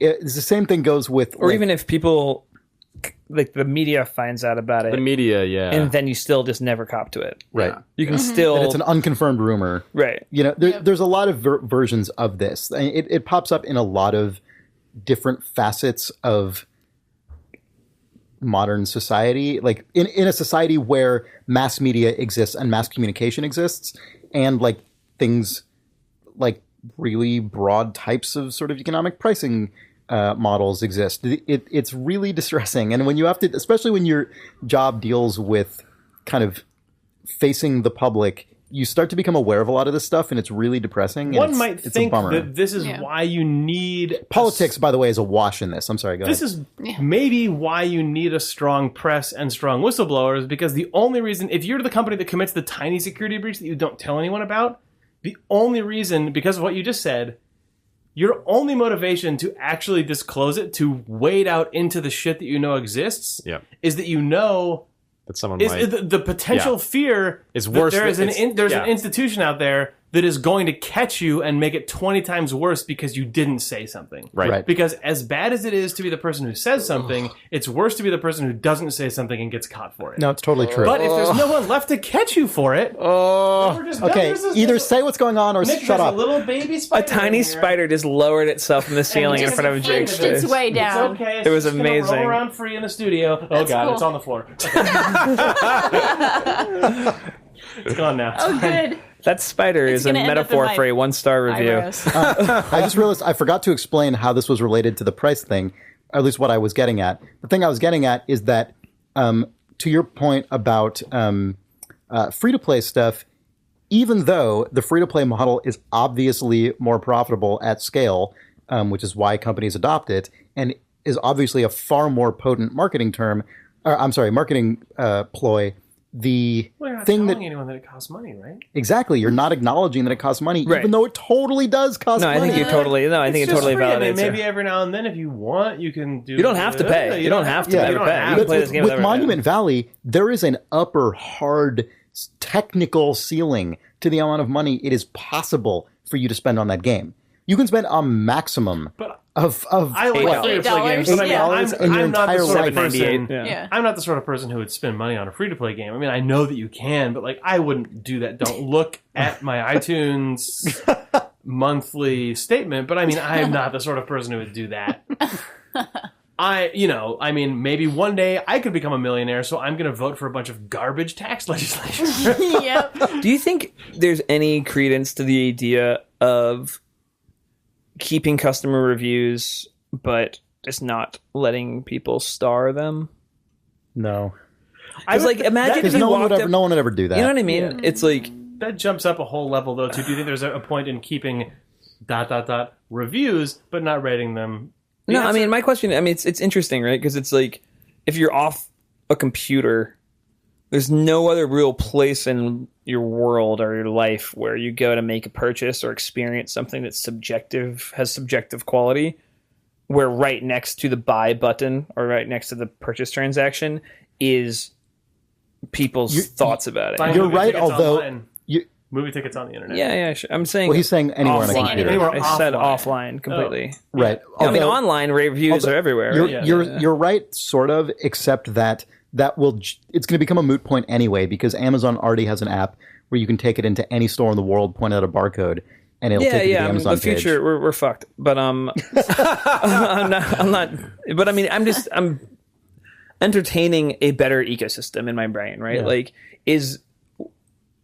I mean, it feels like if you want to get beyond this as a society, do you try to like push through ideologically, like keep charging for apps, get customers just accustomed to like the broad spectrum of app pricing, or do you try to solve it mechanically? I think I just talked myself into, like, in my brain, like, whatever, review systems can just stay the way they are forever. They and have you can to, live right? with them. Because Yeah, you can't when kind of there's unring the millions bell and on millions them. of apps on the App Store, Yeah. what is someone supposed to do faced up against this impenetrable wall of things they can buy? Right. I guess it has to be an ideological war then. Yeah. Right. And I wonder if there's anything Apple can actually do. Right. Like, I don't think Apple has any interest in doing anything. I'm not asking if they have any interest. I'm talking academically. Like, could you Yeah. like? Are Could there? they Yeah. improve the system? I just think or our developers brains- able to flag reviews for things like price. Apple just says straight up, we will not let you give you a 1-star review or a negative review for the cost of an app. That's just, they decide that because Tim Cook comes into work pissed off one day. Right. You know, like, does that help? You know, I don't know. It's interesting. Yeah. And also, does it actually impact the sales of Monument Valley? That's a big question. I also know that game did fucking bonkers in Asia, inexplicably. The first one? Yeah. Yeah. It was like, I wonder yeah. how they're doing, because it's impossible to know how well the expansion's doing just right now. I'm not going to find this information out right now, but I wonder how it's doing, because I remember when it came out, the developers were clearly extremely bummed about what was happening, which doesn't mean it sold bad. It just Right. means that they're human beings who react to getting shit upon for no reason. You mean when the expansion came out? When the expansion came out. For sure. Yeah, I remember they said we are bummed. They actually just said we are bummed. Right.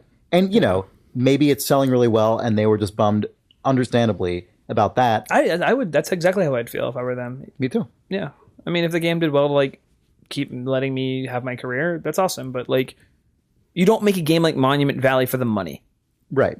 Right. You make So it because you make it for enough money to make the next one. Mm-hmm. That's, you look at that game, and anybody who makes stuff can tell you the guy who sat down or the lady who sat down to make this did not sit down to become rich. They sat down to hopefully continue a career making things like this. Had Monument Valley only done fine, and had it not been met with an outpouring of love from the tens of thousands of people who played it, their next project probably would not have been, okay, you know, we're going to open the level editor and make a bunch more of the same thing that we already made. They obviously made that stuff because they were just begged to by people. Yeah. Yeah. So It's then funny, to like- have those people yeah. immediately flip back around and be like, you know what, fuck you, greedy. Like, you know, we could have just made something else that you probably would have liked less than this. The I mean, Room Yeah, 2 right. didn't experience anything like this because it wasn't an expansion, right? No. Yeah, they just called it The Room too. I mean, again, I think the Maybe, room is yeah, maybe that's Friday Night at the Freddy's crux of 2 it. is now it's at like the top $4.99, of, right? Yes. It's at the top of every sales chart, and it came out 2 months after the original or something Yeah. insane, and like no one's jumping right. on that guy. Had they changed the main menu,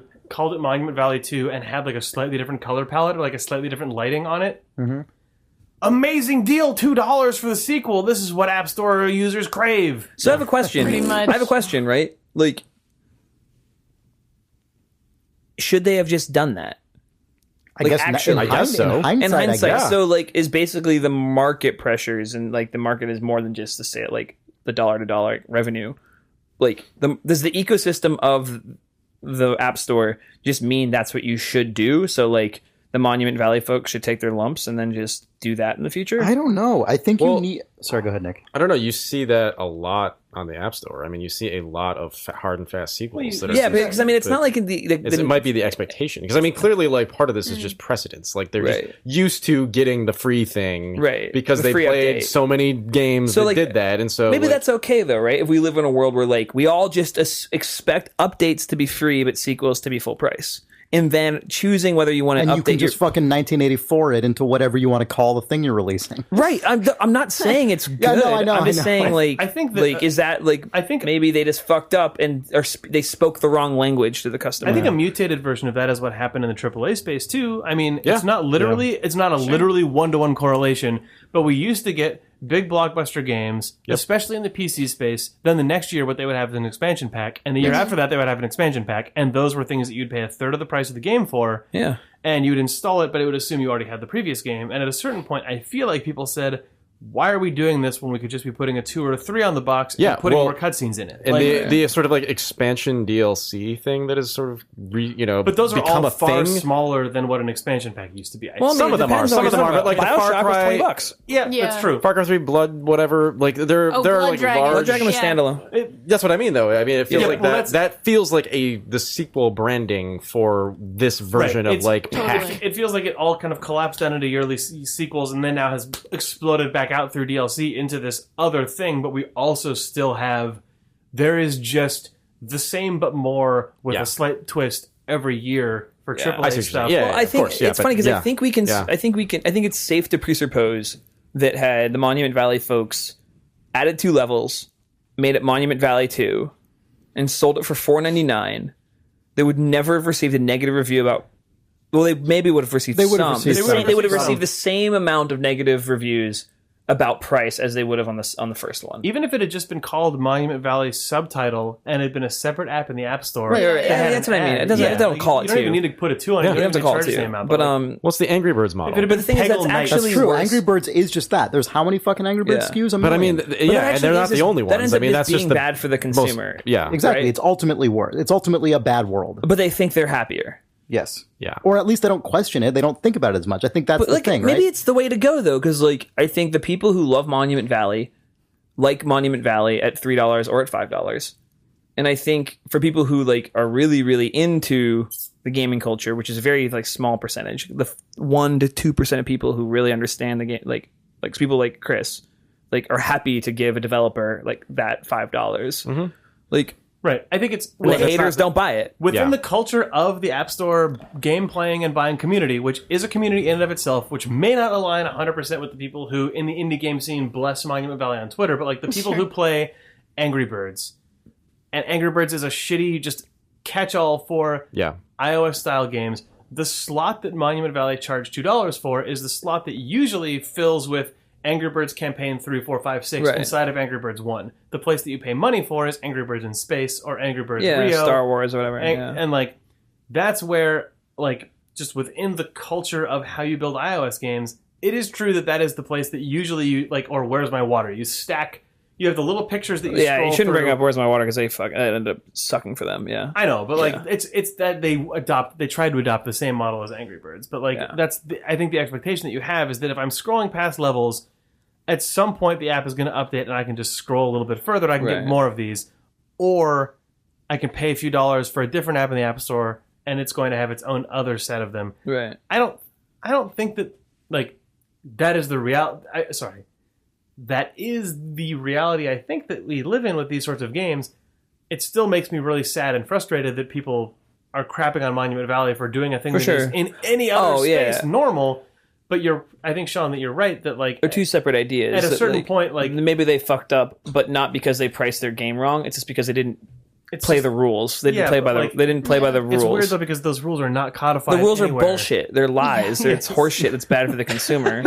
Like they're stupid. But the way to make what you do is you charge $5 for Monument Valley 2, and you drop the price of Monument Valley 1 to $1, and you make money on both SKUs, and you say fuck all y'all, and you just make more money. Yeah, but it's bad. But like, or you get to spend $2 and enjoy the game. It's funny though because I played. Do you remember Tiny Wings, that iOS game? Yeah, I was going to bring up Tiny Wings because what the developer of that said, which is the ultimate opposite direction of Monument Valley, but I also think it didn't do very much for him.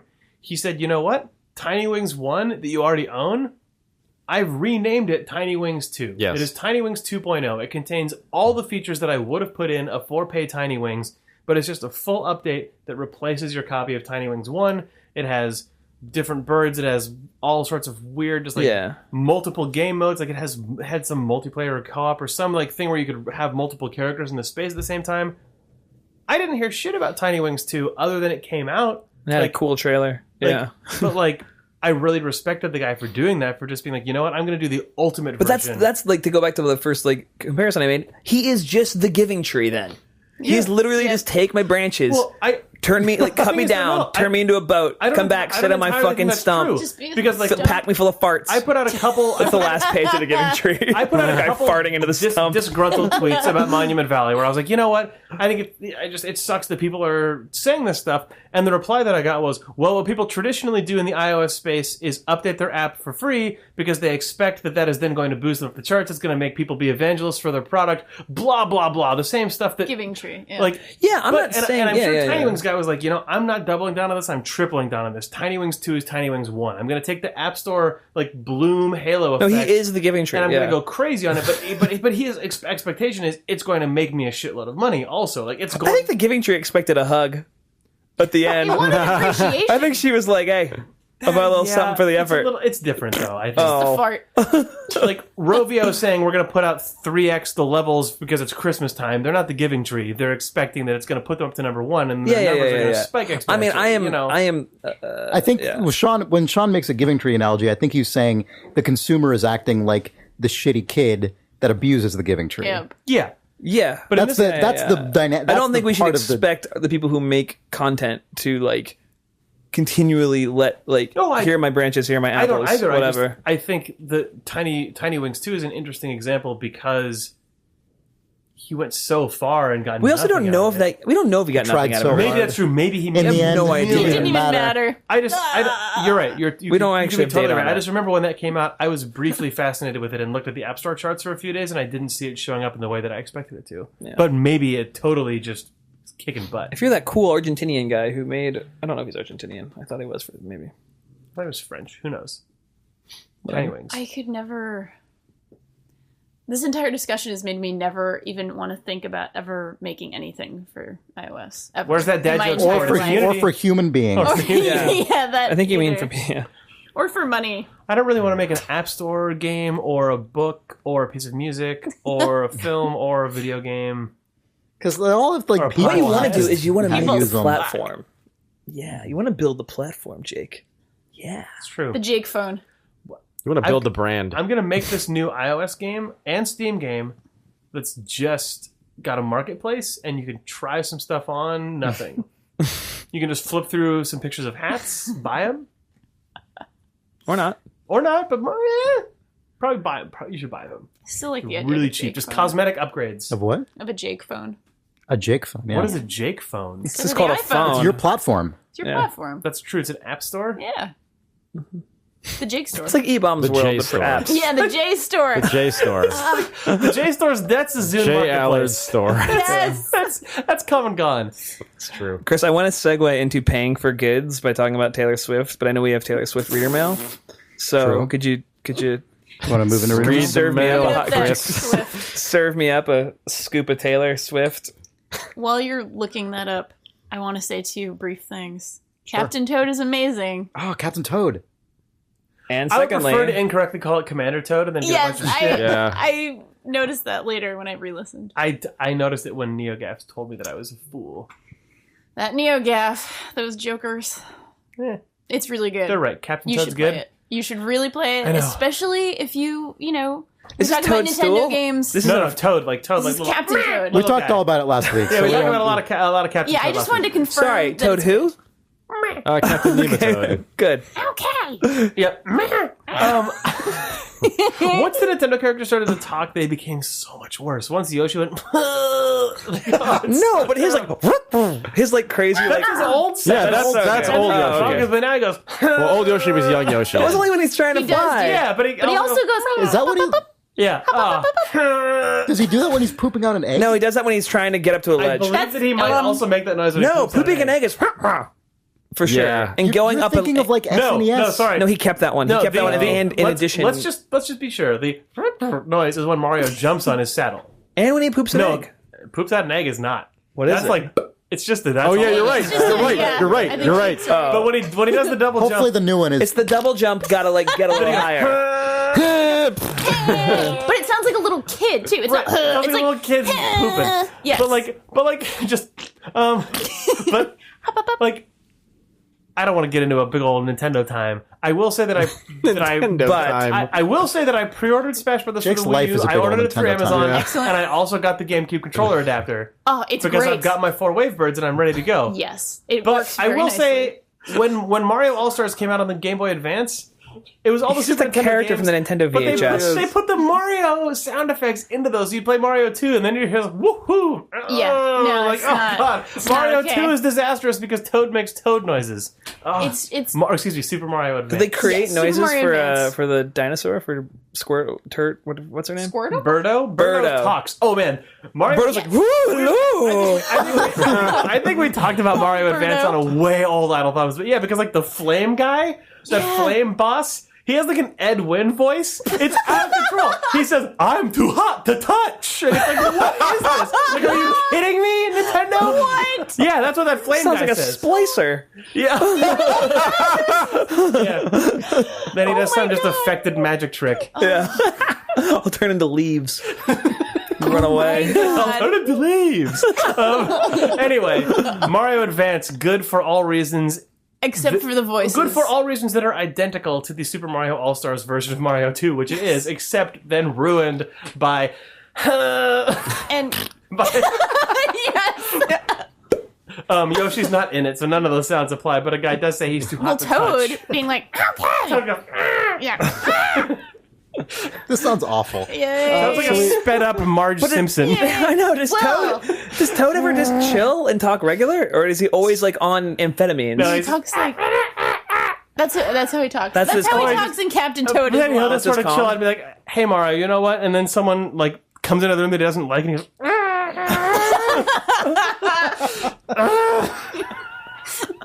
"Guys here." Toad is like me. And then that's Luigi Toad. It's a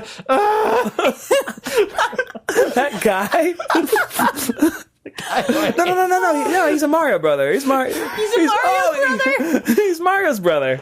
sorry, people being. Oh, we got a bunch of email about Mario Brothers as well. Oh, perfect. So I'm going to do that first because it's more related.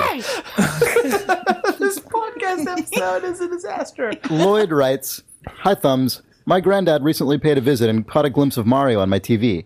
Having presumably not seen many video games, Mario or otherwise, since I used to play Super Mario Bros. 3 around his house as a child, he asked, 'Super Mario, still going, is he?'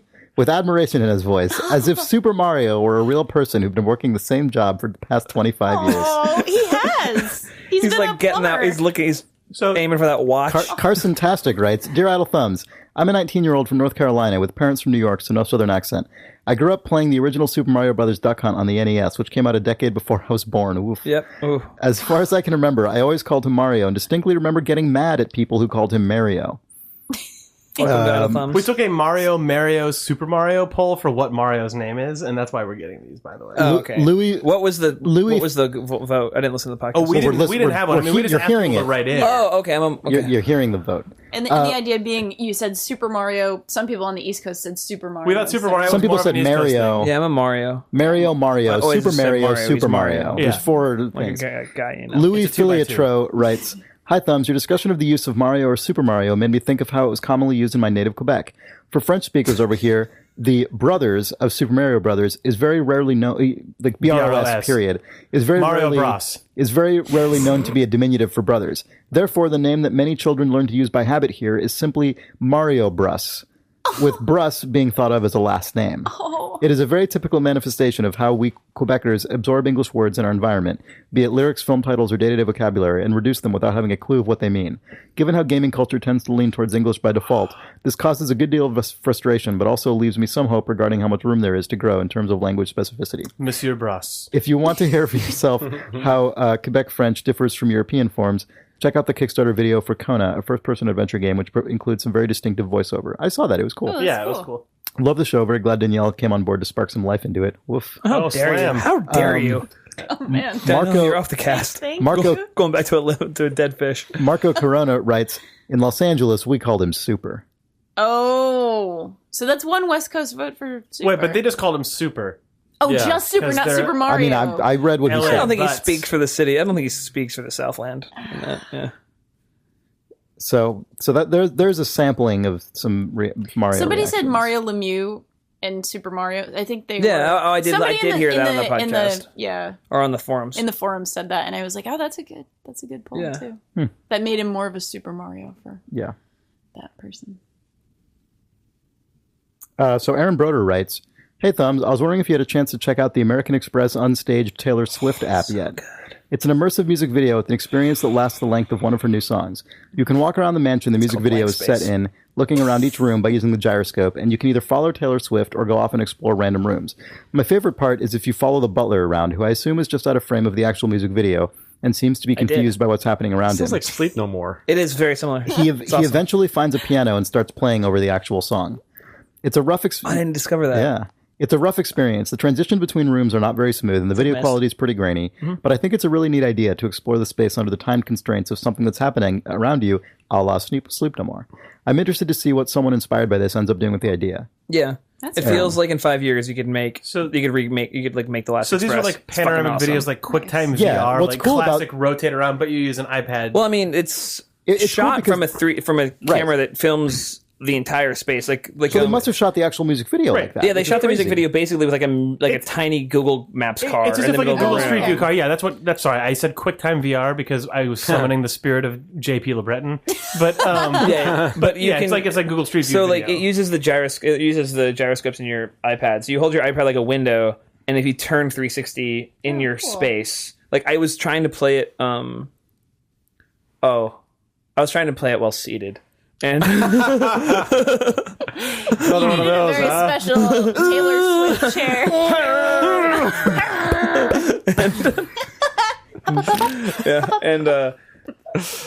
yeah, you need to be able to turn around completely to really enjoy it.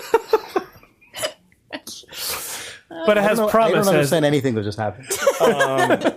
So it's awesome. Which means this bodes well for our readers. But it's fucking cool. Like it's just, I mean, it's free. No, it was really it's cool. Free. It was cool. So we're talking about App Store pricing. Yeah, you didn't. No, I mean it's a fucking advertisement for her album, like whatever. Yeah. But it's awesome. Like it's really cool. It's like it's just thoughtful. It's like somebody. It's like sort of like when you see an OK Go music video. You're like, whoa, somebody thought that would be a good idea, and then fucking pulled it off. Yeah. And like that's really remarkable. I think, even if it was an advertising company that did it. As an old person, I like that it's someone using the form of a music video for something new and interesting. Yeah. Because music videos That video's real good. Music videos when they showed up were actually just a cross between experimental film and music. Like people who made, like if you take an experimental film class as a film student, you're shown a bunch of music videos at the end of it because that's sort of music videos were where experimental film went to die. But like it's cool that people are like no, it's like actually. Well, it's always been advertising, but used to do interesting, new, weird stuff. And I like that. It's cool to me. Like I mean, it's very rare that advertising can like sort of feels like it has a thumbprint on it, and this feels like directed and has like a very strong thumbprint on it, like similar to the way I used to really enjoy the BMW short films, the BMW like chase short films. Clive Owen. Yeah, I used to love those. Because it just felt they got a bunch of guest directors who were like they were really sick. big names. Yeah, they got like John Woo and shit like that. And, Guy John Ritchie. Frankenheimer did one. Yeah. Oh yeah. But yeah, and I don't know. I really like the new Taylor Swift album. Said I might talk about it. So does but my I don't really. girlfriend. I've It's heard a lot of it. Really good. Taylor Swift is fascinating to me. Some people shit on Taylor Swift. You should not. She's fascinating. Taylor Swift does not sell sex, which I think is really interesting. Yeah, I think that's really cool. Like, it's very, very, very interesting. I went back and listened to every Taylor Swift single Just to make sure. forever. Like, since she like was 14 and moved to Nashville to like be a musician. And it's fascinating to me that all of her stuff, while incredibly like gender coded and whatever, is about growing up and being in love and this sort of like very like sort of like teen novel ways of being in love. That I don't know. It's very interesting to me that she hasn't compromised on any of that stuff. Even now, I'm looking at like her past 3 albums, and especially this album, where like if you're gonna like tart it up, this is the album you do it. Where you like move to New York, you move to New York, you put out a giant fucking pop album. Your first track on it is a like New York anthem, which is the worst track on that album, in my opinion. And then now's the time where you like Go full do Miley. all of it, but there's like You go Miley? Is that what you just said? well, not You go even full Miley, but like Whatever. like nobody knows. Like, in you do it on all Katy fronts. Perry, You know, you do it on the Yeah. cover of Us Weekly because you're dating a dude from One Direction, Right. and yada yada yada, and like it's like a little tawdry. There's nothing tawdry about Taylor Swift's work or her like front-facing image. Squeaky clean. It's really, but it's also not squeaky clean because it's like still about like partying and making mistakes and like falling in love with like the wrong dude. It's and squeaky like clean for 2014, but not squeaky clean in the yeah. I don't know. sense. It's like I find it. It is Yeah, fascinating. some people think she's not authentic, but I disagree. I don't know. I think she's quite talented.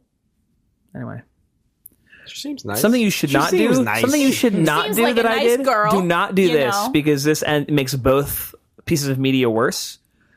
I spent $40 and I bought the new Taylor Swift album, and I bought This War of Mine, and I tried to enjoy them at the same time. Oh no. Oh no. And it made both things worse. Although I do listen to Taylor Swift's album when I play Dota. and there's a big Dota That update feels today. like that could work That's fine. out. Pop music and Yeah. Dota actually go together. It It goes very great. well. It goes great. I found the perfect I- volume where Twitch will not turn off my VODs. Yeah. And I can still hear it, and the readers can still hear it. Yeah. Yeah. I just had to like sit there like ticking it down and then checking the videos later. Yeah. Yeah. Delightful. You know, there's a new update, new hero, Oracle. Oh, How would he know? cool. I don't He know. does. Oh yeah, the fucking game. Alt F4 delete local content. Janelle knows. She probably does. Call me.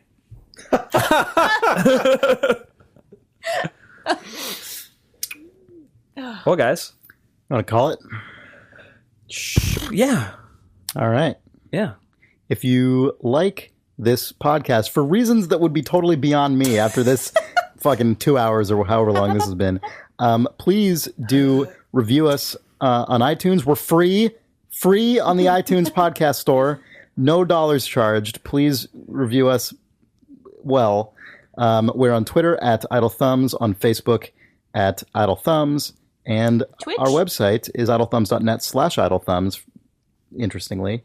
Danielle, you've been doing some Twitch streaming? Just a little bit. I had a little microphone issue last night, but I've worked it out. Good. So now everything is working, and I am set up to stream probably, I'm hoping for every other day, or even What are you more going to often. stream next? Next, I would really like to stream some Far Cry 4. Oh, hell I yeah. feel like it would be Okay. appropriate. I'll watch that. Twitch.tv/idlethumbs. And if you actually subscribe on there, you don't have to like sit around waiting for like Twitter notifications Twitter or and anything. stuff. Like it'll just send. send you an email that Yeah. it's going live. Yep. Pretty great. Also, it's really easy to listen to us on SoundCloud. Idle Thumbs Podcast. Mm-hmm. Yep. All right. Thanks, We're guys. everywhere. Oh, and check out Three Moves Ahead if you haven't recently. They are also on our network. You can get them at idlethumbs.net along with all our other podcasts. But they're cool. They do a strategy-focused podcast every week. Definitely the like premier, best, absolute, since most popular strategy game podcast. You should totally check it out. Definitely. They've Three done moves like ahead. they did a recent episode entirely about Civ Yeah, Beyond Earth, Beyond which Earth, we yeah. talk Yes. about. For instance, so if you want to hear people who really dive into that stuff in a way that we didn't on our episode, you should go They check did them a out. Sims episode recently that was amazing. They did a Final Fantasy Tactics one, I think, recently as well. Oh, That was good. nice. Yeah. I need to listen to that one. Yep, it's a good show. All Thanks, right. guys. Talk to you next week. Thank you all.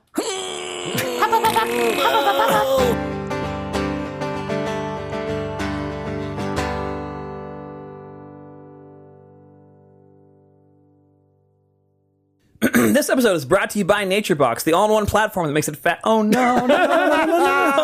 Wait, who's about for a delicious snack subscription service, NatureBox. This episode is brought to you by NatureBox. A delicious Snack subscription service that makes it easy to build your own personal website. No, goddamn! They got Twin Peaks, they got the Criterion Collection, and the guy who wrote the music for Mega Man wrote the track for it. Delicious. It was a woman who wrote the music for Mega Man. It's a lady. It's a lady.